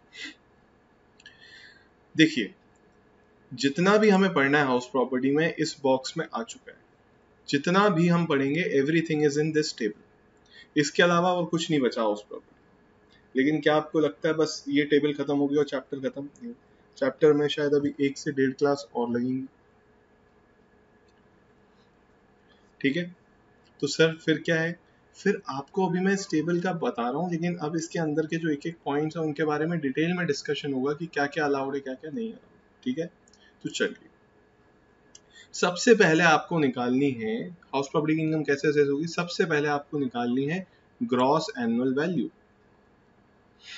वो कैसे निकलेगी वो भी बात करेंगे, लेकिन अभी ऊपर ऊपर की समरी में बात कर लेते हैं। सबसे पहले आप निकालोगे ग्रॉस एनुअल वैल्यू, मतलब बेसिकली बोला जाए इन लेमैन टर्म्स राइट नाउ आपको बताने के लिए कि कितनी इनकम हो रही है आपकी उस हाउस प्रॉपर्टी से पूरे साल भर में, कितनी इनकम आ रही है आपकी उस हाउस प्रॉपर्टी से पूरे साल में, ठीक है, that is your gross annual value. कैसे कैलकुलेट होगी उस पर बात बाद में करेंगे। Minus municipal tax less municipal tax. Municipal tax क्या होता है सर? आपको मैं बता देता हूँ, कोई भी प्रॉपर्टी होगी, आप अपने फादर या अपने मदर किसी से पूछेंगे तो वो आपको बताएंगे हर प्रॉपर्टी पे म्युनिसिपैलिटी को एक टैक्स जरूर जाता है, हाउस प्रॉपर्टी टैक्स के नाम से या प्रॉपर्टी टैक्स के नाम से होता है। तो आप उनसे पूछिएगा, वो आपको बताएंगे जिस भी घर में आप रह रहे होंगे, जो भी आपका और कमर्शियल प्रेमाइसेस होगा, उसमें वो आपको बताएंगे कि हर साल वो एक प्रॉपर्टी टैक्स पे करते हैं, ठीक है, उसे हम म्युनिसिपल टैक्स बोलते हैं। तो सर ये अलाउ क्यों करा डिडक्ट करने के लिए? क्या वो आपका खर्चा नहीं है बॉस? क्या वो आपका खर्चा नहीं है? मैं आपसे ये पूछ रहा हूँ। खर्चा तो है, बात तो सही है, खर्चा तो है सर। तो इनकम में से माइनस नहीं होना चाहिए क्या? अगर मेरे को 10 लाख रुपए इनकम आई और 1 लाख रुपए मैंने प्रॉपर्टी टैक्स दे दिया तो नेट इनकम मेरी कितनी रही? सर नेट इनकम 9 लाख रुपए रही। सर लॉजिकल है, अच्छा है ये डिडक्शन या नहीं? बात तो सही है सर, ठीक है। तो हमने म्युनिसिपल टैक्स को माइनस कर दिया। तो म्युनिसिपल टैक्स करने के बाद जो वैल्यू आती है उसे हम क्या बोलते हैं? उसे हम बोलते हैं नेट एनुअल वैल्यू, ठीक है।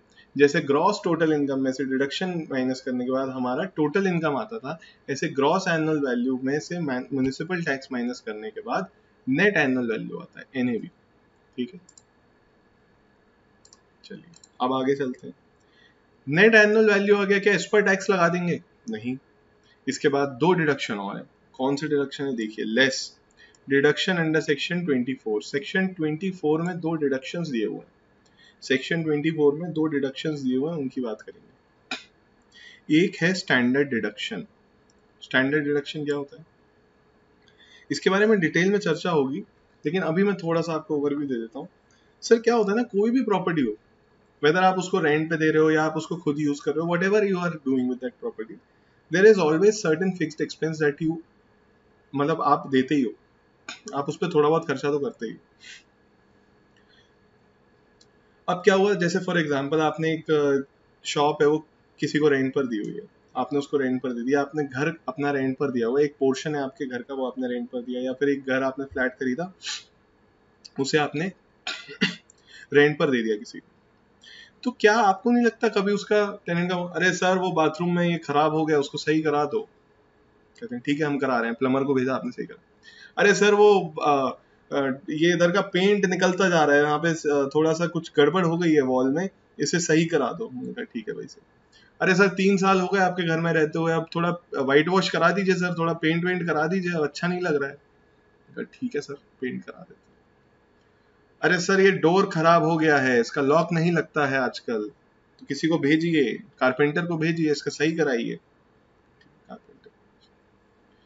तो मेरा कहने का मतलब ये है कि क्या कोई भी हाउस प्रॉपर्टी हो या कोई भी प्रॉपर्टी हो, वेदर कमर्शियल और रेजिडेंशियल, डू यू थिंक कि उसमें कुछ ना कुछ रिपेयर मेंटेनेंस तो लगता है हर साल? सब लगता तो है, कुछ ना कुछ खर्चा तो होगा। कभी सर टाइल टूट गया, कभी डोर नॉब खराब हो गया, कभी ये वॉल की पेंट खराब हो गया, सर पेंट दोबारा करा दीजिए पूरे मकान को, पूरे घर को या पूरी शॉप को।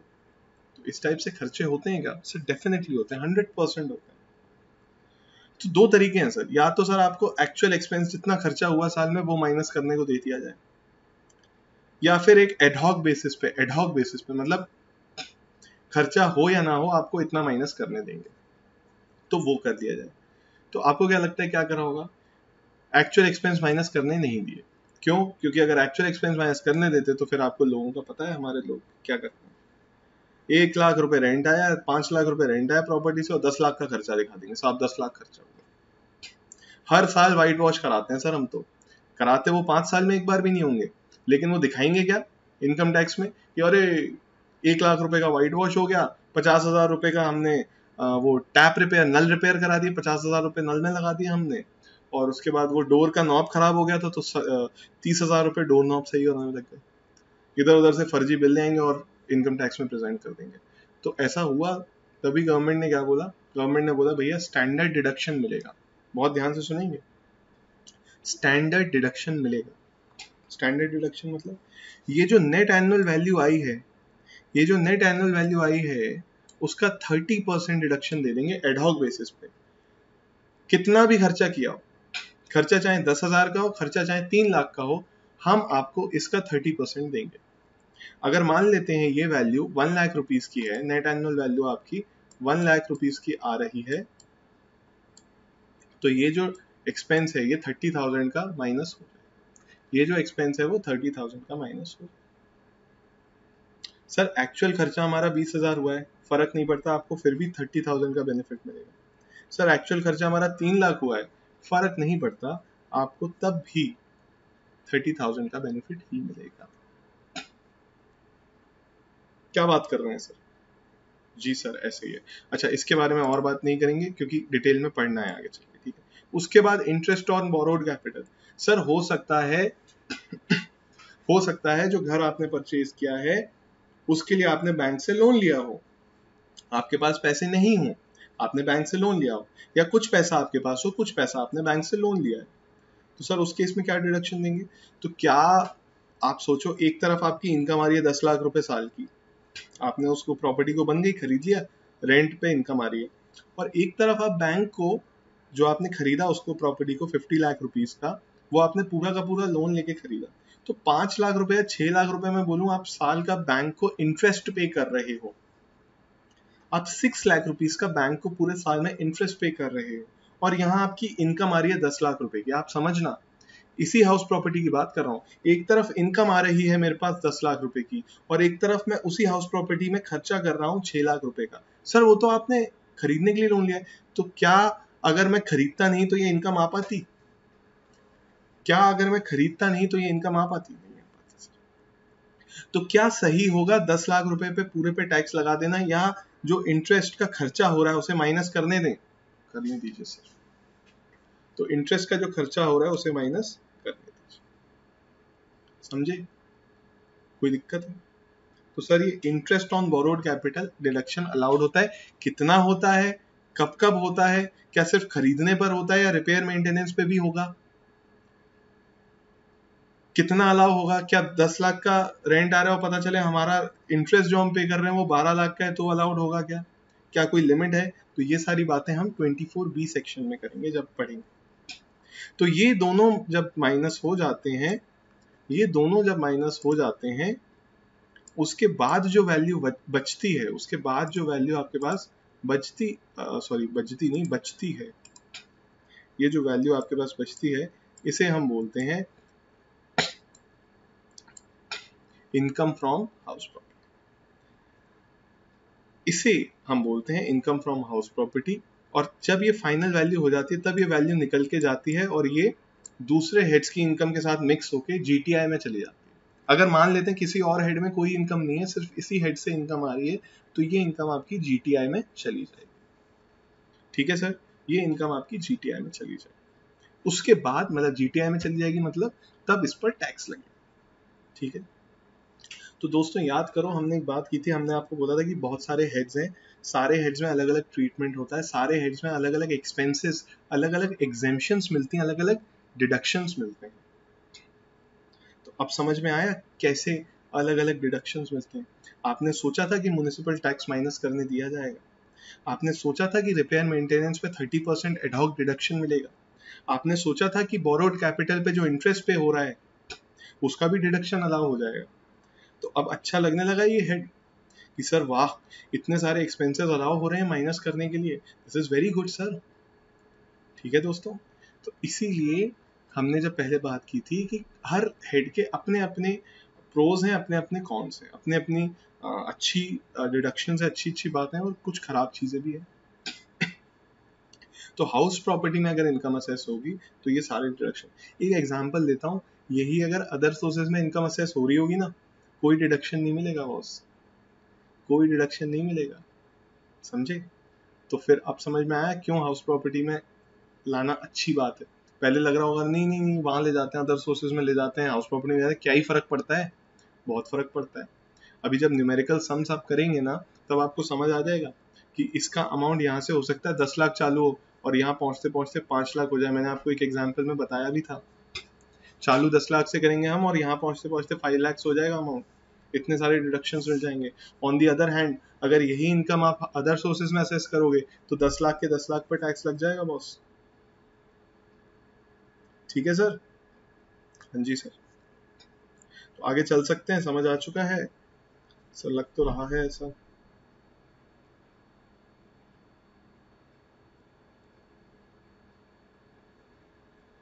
चलिए बॉस, लग तो रहा है। अब सर बात इतनी तो समझ आ गई, जो आपने अभी अभी बात की वो तो समझ आ गई, कोई दिक्कत नहीं है। तो अब नेक्स्ट स्टेप क्या होगा सर? कुछ नहीं सर, एक एक आइटम पकड़ेंगे, उसको समझेंगे और बात खत्म हो जाएगी। ये जो टेबल दी हुई है इसके एक एक आइटम को हम अच्छे से इस पर डिटेल में बात करेंगे, उसे समझेंगे और हमारा डिस्कशन ओवर होगा। तो बस काम बन गया हमारा, और क्या, फिर कुछ बचा नहीं। ठीक है सर? चलिए सर, तो सबसे पहले किसके बारे में बात करते हैं? इंटरेस्ट के बारे में बात करते हैं? नहीं सर, ऊपर से चलते हैं ना, फर्स्ट पॉइंट डिस्कस करते हैं पहले, what is gross annual value. पहले ये तो पता चले सर कि वैल्यू कैसे निकल के आएगी हाउस प्रॉपर्टी की, वैल्यू निकल के कैसे आएगी हाउस प्रॉपर्टी की, तो हम इसके बारे में बात करते हैं सर। ठीक है? चलिए सर, आइए, ग्रॉस एनुअल वैल्यू कैसे कैलकुलेट होगी सर? फिर से एक टेबल आ गई, आ गई तो आ गई। ठीक है, बहुत ध्यान से बहुत आराम से पढ़ेंगे, बहुत ध्यान से बहुत आराम से पढ़ेंगे।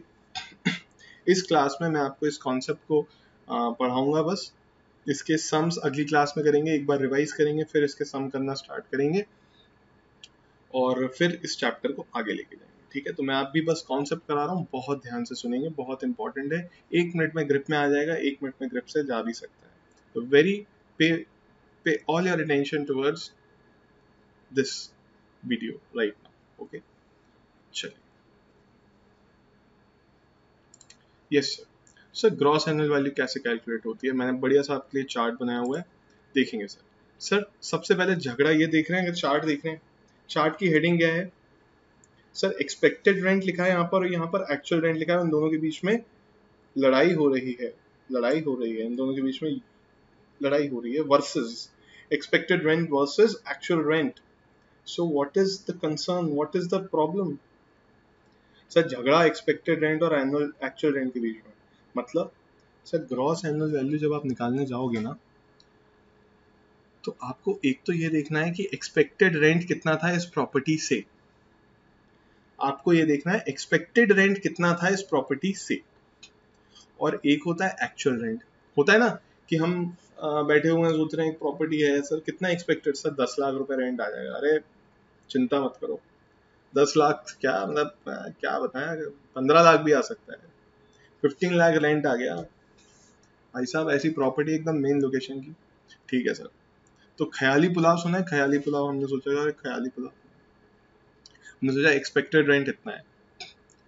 क्या हमेशा आपकी एक्सपेक्टेशंस पूरी हो जाती हैं बॉस? नहीं होती।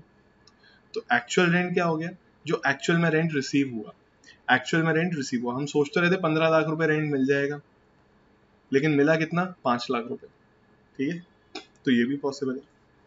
तो ठीक है सर, अब ये तो हमने हवा में बातें कर ली, लेकिन लॉ ये नहीं बोलता। अब हमने ये तो डिफाइन कर लिया कि झगड़ा किसके बीच में, एक्सपेक्टेड रेंट और एक्चुअल रेंट। ठीक है, लेकिन एक्सपेक्टेड रेंट समझते हैं, एक्सपेक्टेड रेंट होता क्या है? ठीक है, एक्सपेक्टेड रेंट के अंदर जाके देखते हैं एक्सपेक्टेड रेंट क्या होता है। So expected rent is municipal valuation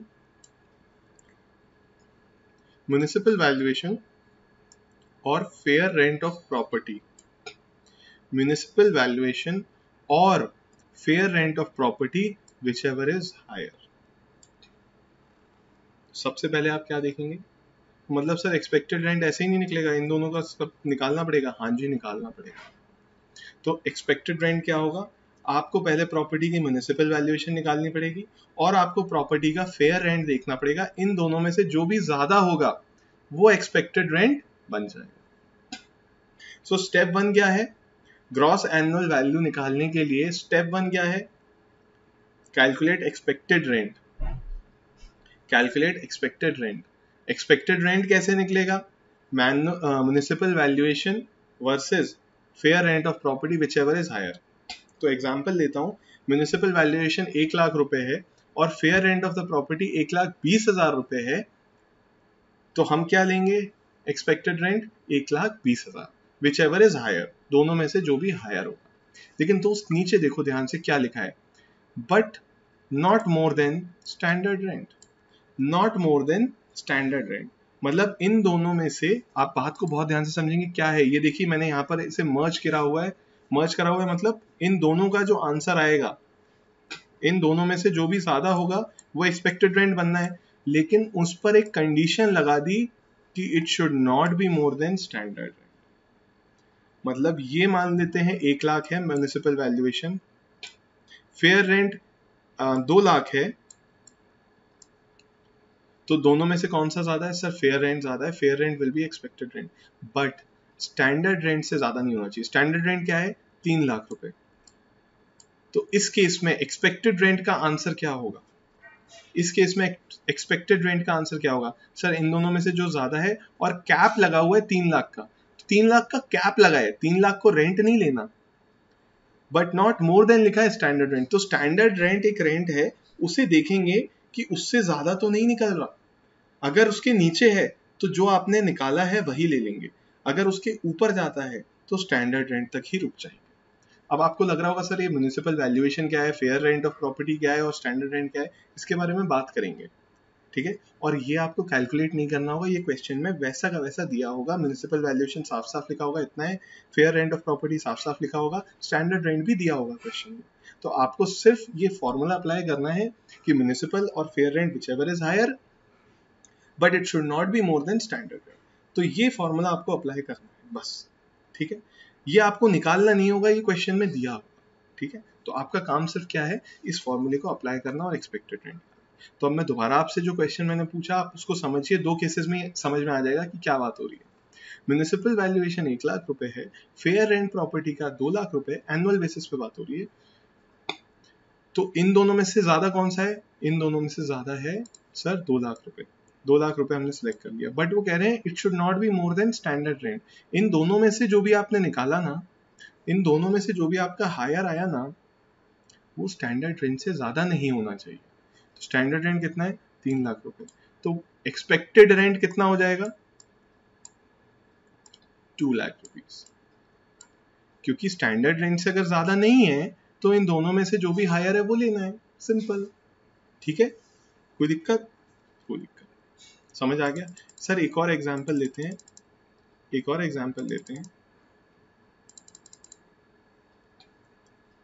मान लेते हैं म्युनिसिपल वैल्यूएशन 1 लाख रुपए है, fair rent of the property 3 lakh रुपए है। सॉरी, पहले वाली एग्जांपल ले लेते हैं। म्युनिसिपल वैल्यूएशन 1 लाख रुपए, फेयर रेंट 2 लाख रुपए, standard rent of property, standard rent of property is 1.5 lakh rupees. Standard rent कितना है? 1.5 लाख।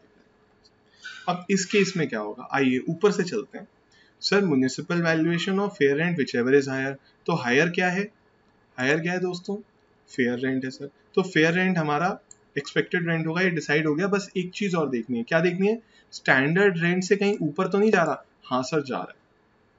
तो क्या लिखा है? But it should not be more than standard rent. तो सर ज्यादा तो है, तो इस केस में क्या होगा? सर इस केस में एक्सपेक्टेड रेंट स्टैंडर्ड रेंट से ज्यादा नहीं हो सकता, तो कितना हो जाएगा? 1.5 लाख रुपीज।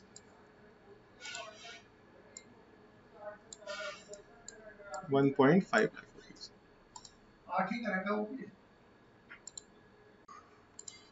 चलिए, तो ये कॉन्सेप्ट हमें समझ में आ गया। अब हम एक क्वेश्चन प्रैक्टिस करते हैं so that you are able to understand how it really functions. थोड़े नंबर्स के साथ प्रैक्टिस करेंगे तो आपके लिए इजी हो जाएगा समझना। तो आपके ही मॉड्यूल से एक क्वेश्चन हम लोग करते हैं। इसका इलस्ट्रेशन नंबर 1 है। देखिए यहाँ पर इलस्ट्रेशन नंबर 1 में क्या दिया हुआ है, मैं आपके नोट्स में भी इसे पेस्ट कर दूंगा सो दैट आपको बाद में भी आप इसे रेफर कर सकते हैं। सो Jayashree owns 5 houses in Chennai, all of which are let out. Jayashree 5 houses own करती है, all of which are let out. ठीक है, लेट आउट मतलब रेंट पे दिए हुए हैं सारे। Compute GAB of each house from the information given below. मैंने आपसे बोला था, आपको याद है, 5 हाउस हो सकते हैं, 10 हाउस हो सकते हैं, इसका मतलब ये नहीं कि वो बिजनेस कर रहे हैं, ठीक है ना। तो नंबर ऑफ हाउसेस से डिपेंड नहीं करता कि बिजनेस हो रहा है, सारी इनकम हाउस प्रॉपर्टी में ही असेस होगी। चलिए सर,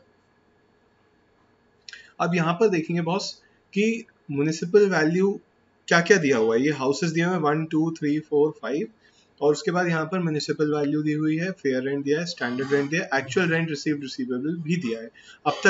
अभी तक हम इस पार्ट पर नहीं पहुंचे हैं, तो इसे हम अभी नहीं करेंगे। हम सिर्फ ये फर्स्ट 3 पार्ट जो हमें बेसिकली अभी एक्सपेक्टेड रेंट निकालना है, तो हम एक्सपेक्टेड रेंट देखते हैं। उसके बाद अगर हमें ये समझ में आ गया तो फिर हम वर्सेस एक्चुअल भी करके देख लेंगे, ठीक है ना। चलिए, तो हाउस नंबर 1 की बात करते हैं। मैं आपको बता देता हूँ, अभी आप ये क्वेश्चन करोगे आपको लगेगा सिर्फ फ्री के मार्क्स है, मतलब मैं लिटरली बता रहा हूँ, it is one of the easiest most easy topic. मैं तो कह रहा हूँ पूरा टैक्सेशन ही बहुत इजी है। आपको कुछ टफ लग रहा है बताओ, सही सही बताना। नहीं लग रहा ना, मुझे पता है नहीं लग रहा, ठीक है। तो अभी तक कुछ टफ नहीं लग रहा, आगे भी कुछ टफ नहीं लगेगा, ठीक है। बहुत इजी है, बहुत। ऐसे ही लोगों ने बनाया हुआ है कि टैक्स टैक्स टैक्स, कुछ ही, मतलब ऐसा नहीं है, ठीक है। चलिए, तो हाउस 1 में देखते हैं म्युनिसिपल वैल्यू कितनी है, 80,000, और फेयर रेंट कितना है, 90,000। Standard rent not available, not available. तो सर पहला स्टेप क्या है, सर पहला स्टेप है म्युनिसिपल वैल्यू और फेयर रेंट दोनों में से विच एवर इज हायर। तो दोनों में से हायर कौन सा है, 90,000। फेयर रेंट हायर है तो 90,000 हो जाएगा, लेकिन वो स्टैंडर्ड रेंट से ज्यादा नहीं होना चाहिए। स्टैंडर्ड रेंट कितना है, 0 ही मानेंगे, नॉट अवेलेबल है तो 0। तो इस केस में एक्सपेक्टेड रेंट कितना हो जाएगा, 90,000। देखते हैं नीचे क्या एक्सपेक्टेड रेंट 90,000 है। एक्सपेक्टेड रेंट देखेंगे, यस सर इट इज 90,000, ठीक है, क्लियर है। चलिए दूसरा एग्जाम्पल करते हैं, यहीं से देख लेते हैं। यहाँ पर आ जाइए, हाउस नंबर 2 की बात करेंगे। हाउस नंबर 2 में municipal value 55,000, fair rent 60,000, standard rent इतना है। आपको अभी स्टैंडर्ड रेंट पे नहीं जाना, स्टेप बाय स्टेप चलो, कभी दिक्कत नहीं आएगी। मैंने आपको रेजिडेंशियल स्टेटस में भी बताया, थोड़ा सा टाइम ज्यादा लग सकता है, लेकिन स्टेप बाय स्टेप चलेंगे, एकदम से we'll not jump on the fourth step. जैसे हम फोर्थ स्टेप पे जंप करते हैं, हमारा पूरा क्वेश्चन खराब हो जाएगा। जल्दीबाजी करते हैं हम लोग, गलती कर दोगे। मैंने पहले भी बोला है, जल्दी खत्म करने के, जल्दी क्वेश्चन को करने के एक्स्ट्रा मार्क्स नहीं मिलते हैं, सही करने के मार्क्स मिलते हैं, ठीक है। तो the more important thing is to do it right. मुझे फर्क, आप लोग जब टेस्ट वगैरह देते हो, किसी का आंसर शीट जल्दी आ गई, किसी की, मुझे समझ नहीं आता जल्दी क्यों भेजते हो। अगर आपके पास टाइम है, आप उसे एक बार और पढ़ के चेक कर लो आपने क्या किया है। हो सकता है कोई क्वेश्चन गलत हो जाए, अगर 2 क्वेश्चन 3 क्वेश्चन भी ऐसे लगे कि उस टाइम पढ़ा था तो इंटरप्रिटेशन ये आ रहा था, उस हिसाब से हमने वो आंसर कर दिया, लेकिन एक्चुअल में अब लग रहा है कि नहीं यार ये गलत कर दिया था, अब सही करना। तो अगर 3 मार्क्स भी आपके बढ़ गए तो it will make a huge difference. 2-3 marks भी बढ़ गए, और 100 में से बढ़ सकते हैं ना 2-3 मार्क्स, तो कितनी बड़ी बात तो है नहीं। सीए के लिए भी 30 मार्क्स के एमसीक्यू आएंगे। तो मेरा मतलब ये है, कभी भी कोई एग्जाम करो, कभी कोई पेपर करो, उसको 1-2 बार रिवाइज कर लो अगर टाइम है तो। एक बार रिवीजन तो करना ही करना है, एक बार हमें दोबारा देखना है सब सही है ना। सर मतलब सारे क्वेश्चन दोबारा पढ़े, यस यस। जब एक बार क्वेश्चंस पढ़ा हुआ होगा तो उसको दोबारा पढ़ने में उतना टाइम नहीं लगता, इतना टाइम नहीं लगेगा रिवाइज करने में, करके देखना, ठीक है। और जब टाइम होता है, जल्दी पेपर भेज के कोई फायदा नहीं होता, उसको अगर एक बार और पढ़ लोगे तो गलतियां सामने आ जाएंगी, ठीक है ना। तो अगली बार से ये ध्यान रखना।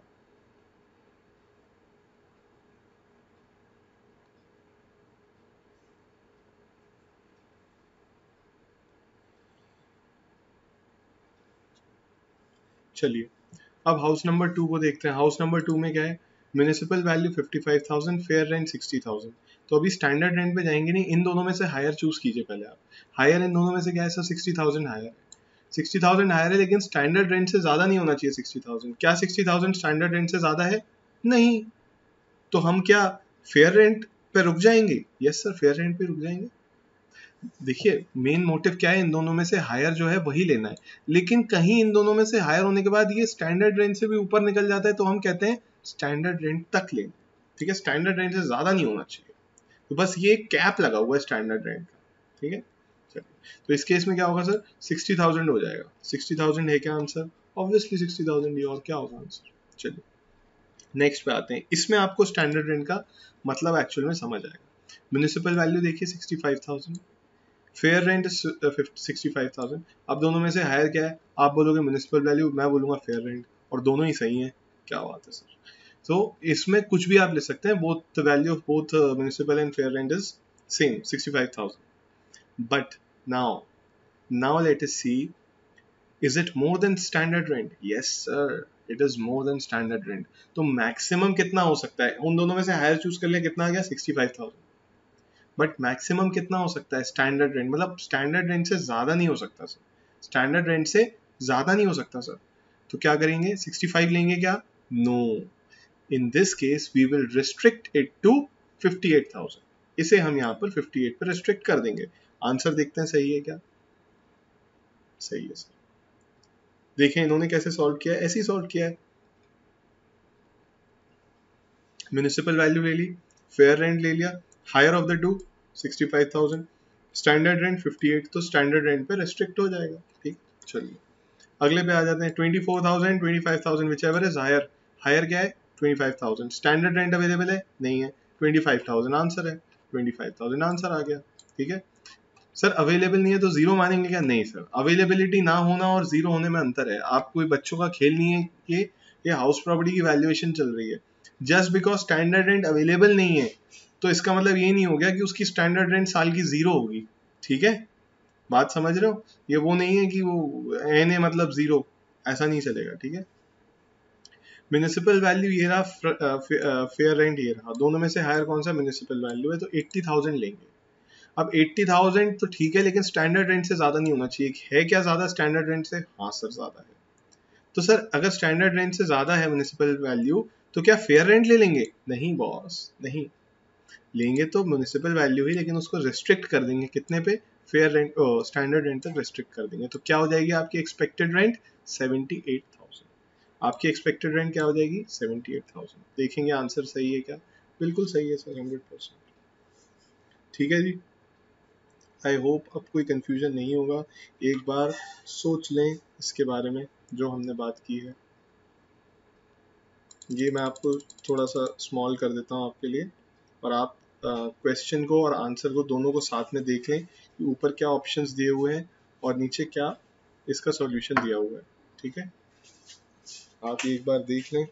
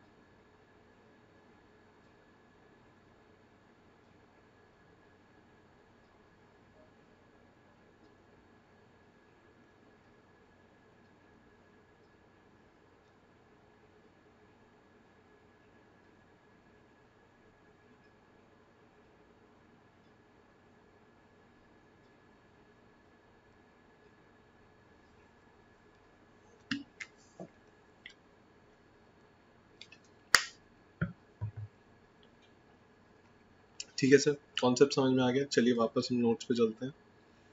तो हमने क्या बात की थी?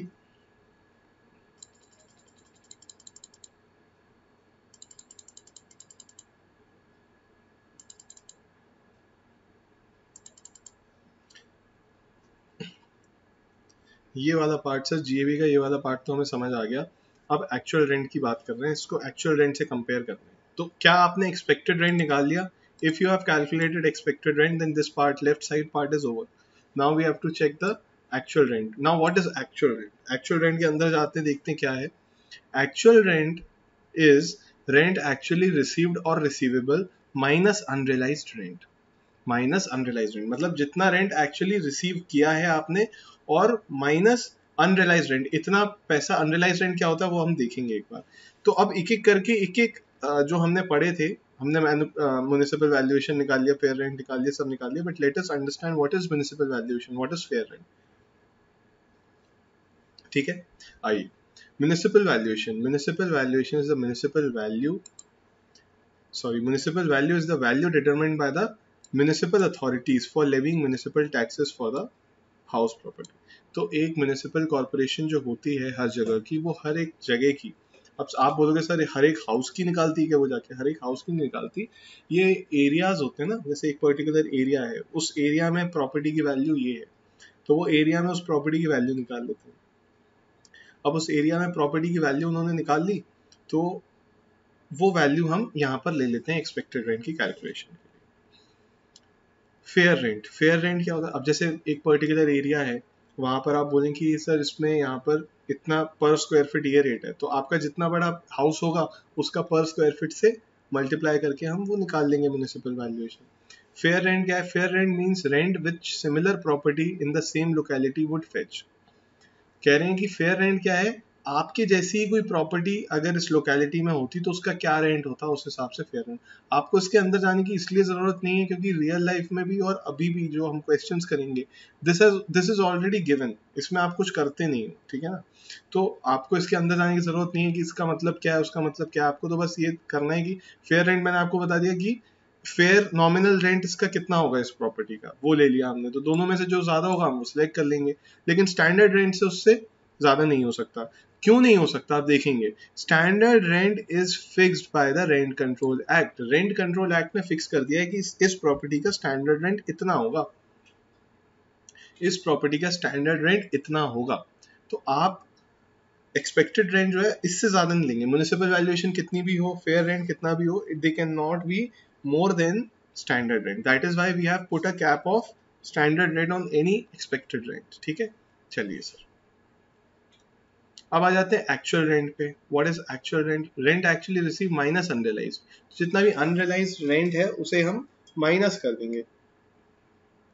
मतलब बेसिकली यहाँ पे रिसीव्ड की जगह रिसीवेबल था, रिसीव्ड स्लैश रिसीवेबल। मतलब जितना रेंट आपको रिसीव हुआ या आप रिसीव कर सकते थे, माइनस अनरियलाइज रेंट, मतलब जितना रेंट आपको नहीं मिला। कई बार क्या होता है एक्चुअल रेंट, देखिए सर अब मैं आपको एक चीज बताता हूँ। यहाँ एक्सपेक्टेड रेंट दिया है, तो एक्सपेक्टेड रेंट ये सारी वैल्यूएशन से आया। These all these values are predetermined, ठीक है ना। ये किसी ने बोल दिया, म्युनिसिपैलिटी ने कैलकुलेशन करके रख दी, एक किसी वैल्यूअर को बुलाया, उससे बोला एस्टिमेट बताओ कि यहाँ पे आसपास की प्रॉपर्टी का कितना रेंट होगा, फेयर रेंट बता दिया। फिर किसी हमारा जो रेंट कंट्रोल एक्ट है उसने एक स्टैंडर्ड रेंट फिक्स कर रखा है। So this could all be there, but एक होता है कि मेरी जो दूसरी पार्टी है जिसको मैंने रेंट पर दिया है, मेरी उससे क्या डिस्कशन हुई है, मेरी उससे क्या नेगोशिएशन हुई है। आपके रूल्स के हिसाब से, आपके लॉ के हिसाब से कुछ भी हो सकता है। म्युनिसिपैलिटी कुछ भी वैल्यू कर सकती है। फेयर रेंट जो असेसमेंट कर रहा है उसके हिसाब से कुछ भी हो सकता है। Standard rent rent control act में कुछ भी लिखा हो सकता है। ये हो सकता है 1 लाख लिखा है, ये 1 लाख लिखा है, ये 1 लाख लिखा है। लेकिन एक्चुअल रेंट तो डिपेंड करता है मेरा नेगोशिएशन किस हिसाब से हुआ है, मेरे को जिसको प्रॉपर्टी रेंट पे देनी है। हो सकता है मेरा नेगोशिएशन अच्छा हो गया, मुझे ज्यादा रेंट मिल रहा है इन सबसे। हो सकता है मुझे एक्सपेक्टेड रेंट से ज्यादा रेंट मिल रहा है, एक्सपेक्टेड रेंट 1 लाख का है, मुझे 2 लाख रुपए मिल रहे हैं। इज इट पॉसिबल और not? Very much possible sir. Expected rent को कहीं भी ये मत कंफ्यूज करना कि रेंट कंट्रोल एक्ट में लिखा है कि स्टैंडर्ड रेंट इतना होना चाहिए, तो इससे ज्यादा रेंट तो हम ले ही नहीं सकते। आप कितना भी रेंट ले सकते हो एक प्रॉपर्टी का, कोई कैप नहीं है किसी लॉ में, किसी लॉ में कोई रिस्ट्रिक्शन नहीं है। जितना रेंट लेना चाहो ले सकते हो बॉस, कोई मना ही नहीं है, ठीक है। ये तो बस एक कैलकुलेशन करने का तरीका है, वो आपको पता चल जाएगा थोड़े टाइम बाद कि क्यों एक्सपेक्टेड रेंट को लिया ही क्यों, ठीक है। और एक्चुअल रेंट क्या एक्सपेक्टेड रेंट से कम हो सकता है? बिल्कुल हो सकता है। आप कह रहे हो, म्युनिसिपैलिटी कह रही है तुम्हारे यहाँ की इस घर की वैल्यू तो इतनी है, कोई लेना ही नहीं चाहता वहां पे घर रेंट पर। देखिए वैल्यू ज्यादा हो सकती है लेकिन कोई टेनेंट ही नहीं है, कोई टेनेंट ही नहीं है, तो मुझे क्या करना पड़ा, मुझे उस घर को सस्ते में देना पड़ा। तो एक्चुअल रेंट रिसीव्ड है, हो सकता है एक्सपेक्टेड से कम हो, ठीक है ना। तो एक्चुअल रेंट ज्यादा भी हो सकता है, कम भी हो सकता है। तो अब मैंने ये डिसाइड कर लिया बॉस, इन सबको साइड हटा देते हैं, ये जो एक्सपेक्टेड वाला है ना पूरा कॉलम, उसे साइड हटा देते हैं। मैं तो आपसे ये बात कर रहा हूँ, मेरी जिस बंदे से बात हुई रेंट की, मेरी जिस बंदे से बात हुई रेंट की, मैंने उससे डिसाइड कर लिया नेगोशिएट करके कि भाई हमारा रेंट 1 लाख रुपए महीना रहेगा। तो 12 महीने का कितना हो गया, 12 लाख रुपीज हो गया रेंट, ठीक है सर। अब उसने क्या किया, मेरा रेंट रिसीव्ड या रिसीवेबल कितना है, 12 लाख रुपीज है। मुझे एक साल में एक्चुअल रेंट कितना मिल जाना चाहिए था, 12 लाख। सर अनरियलाइज्ड रेंट क्या होता है? बॉस जितना रेंट नहीं मिला ना, मिल जाना चाहिए था और नहीं मिला, उसे अनरियलाइज्ड रेंट बोलते हैं। मान लो वो एकदम से खाली करके चला गया, अपना सारा बोरिया बिस्तर उसने बांधा and he left, he flu, he is absconding now, मुझे मिल ही नहीं रहा वो कहां पर है।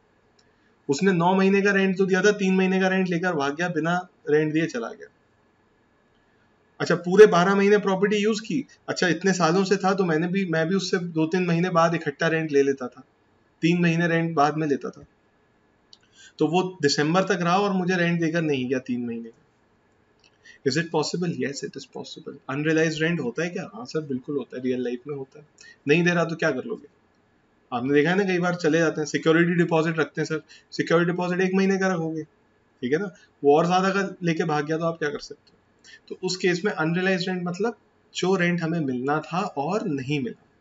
लेकिन ऐसे तो सर हर कोई बोल देगा मुझे मिलना तो 12 लाख रुपए था साल का, लेकिन मिला कुछ नहीं।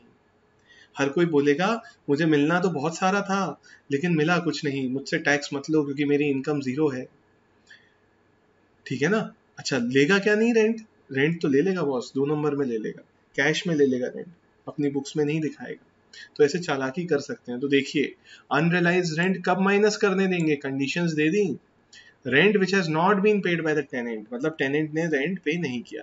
दोस्त ऐसा भी हो सकता है, जरूरी नहीं है कि वो जो टेनेंट है वो भाग गया हो, जैसे अभी जो सिचुएशन चल रही है उस हिसाब से लोग नहीं पे कर पा रहे, तो हो सकता है दोनों के बीच में एक म्यूचुअल एग्रीमेंट हो गया कि सर मैं आपको 3 महीने का रेंट नहीं दूंगा तो चलेगा, उसने बोला हाँ ठीक है चलेगा, तो क्या वो भी अनरियलाइज्ड रेंट कहलाएगा? देखते हैं, कंडीशन सेटिस्फाई हो जानी चाहिए तब। This shall be allowed to be deducted only when, कब डिडक्ट करने के लिए अलाउ होगा? Tenancy is bona fide, tenancy is bona fide, bona fide और मैनाफाइड का मतलब डिफरेंस पता है आपको? बोनाफाइड मतलब गुड फेथ में करना, मतलब ईमानदारी से करना, एथिकली करना किसी भी काम को, इंटेंशन अच्छा होना मतलब bonafide.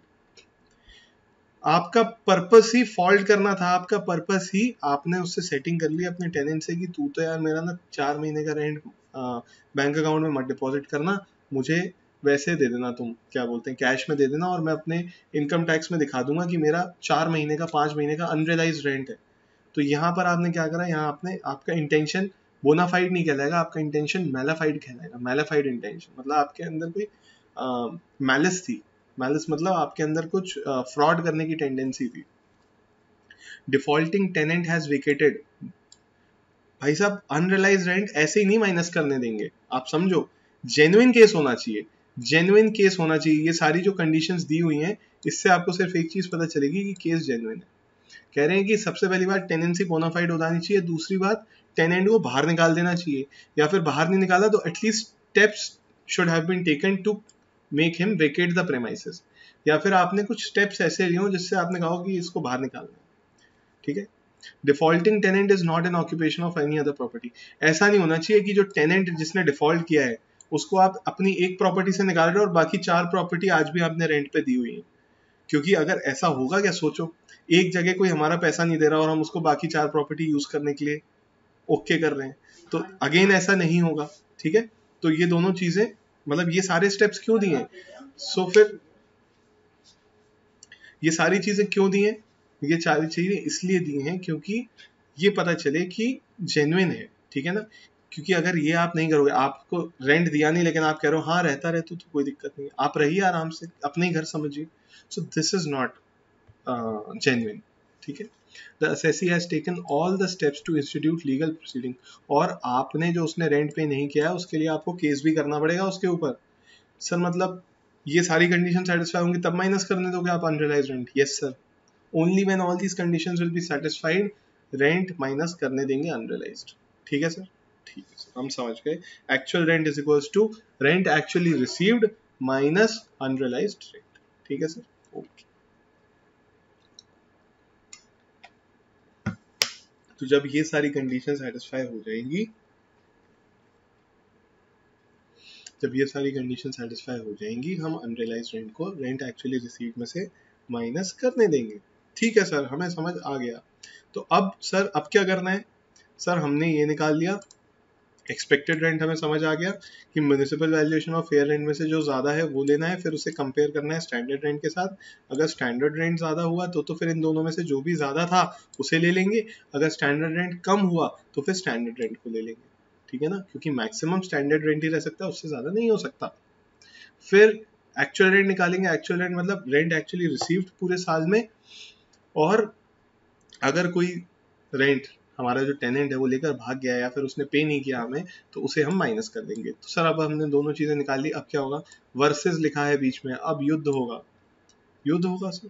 Yes, there is going to be a fight between expected rent and actual rent, and let's see who wins.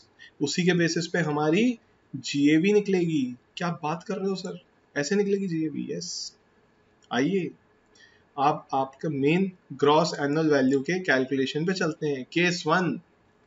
Case one क्या सर, कि एक्चुअल रेंट एक्सपेक्टेड रेंट से ज्यादा है।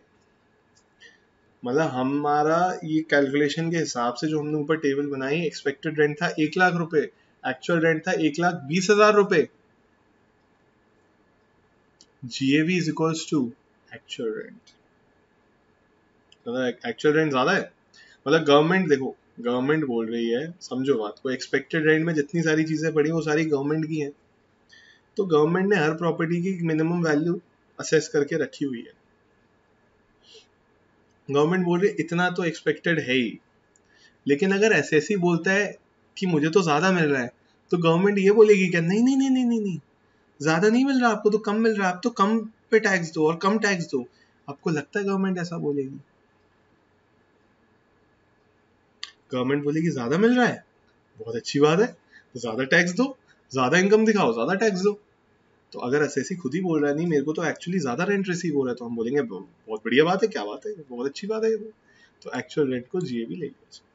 ठीक है सर, सिंपल, सही है, लॉजिकल है, समझ आया? हाँ जी सर।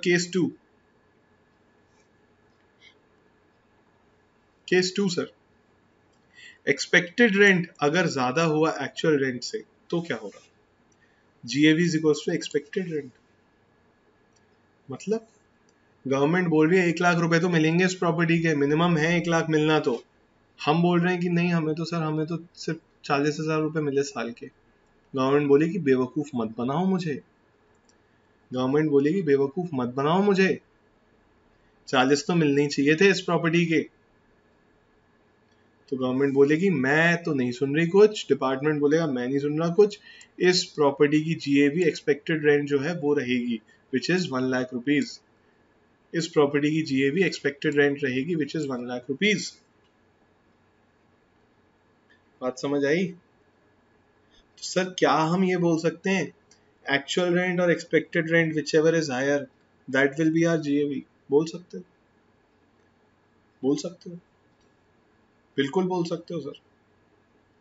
लेकिन सर ये थोड़ा गलत है या नहीं है, मैं क्या पूछ रहा हूँ, क्या गलत है बताओ सर। सर जरूरी है क्या गवर्नमेंट जितना बोल रही है उतने पे प्रॉपर्टी किराए पे जाए? प्रॉपर्टी कम पे भी तो जा सकती है,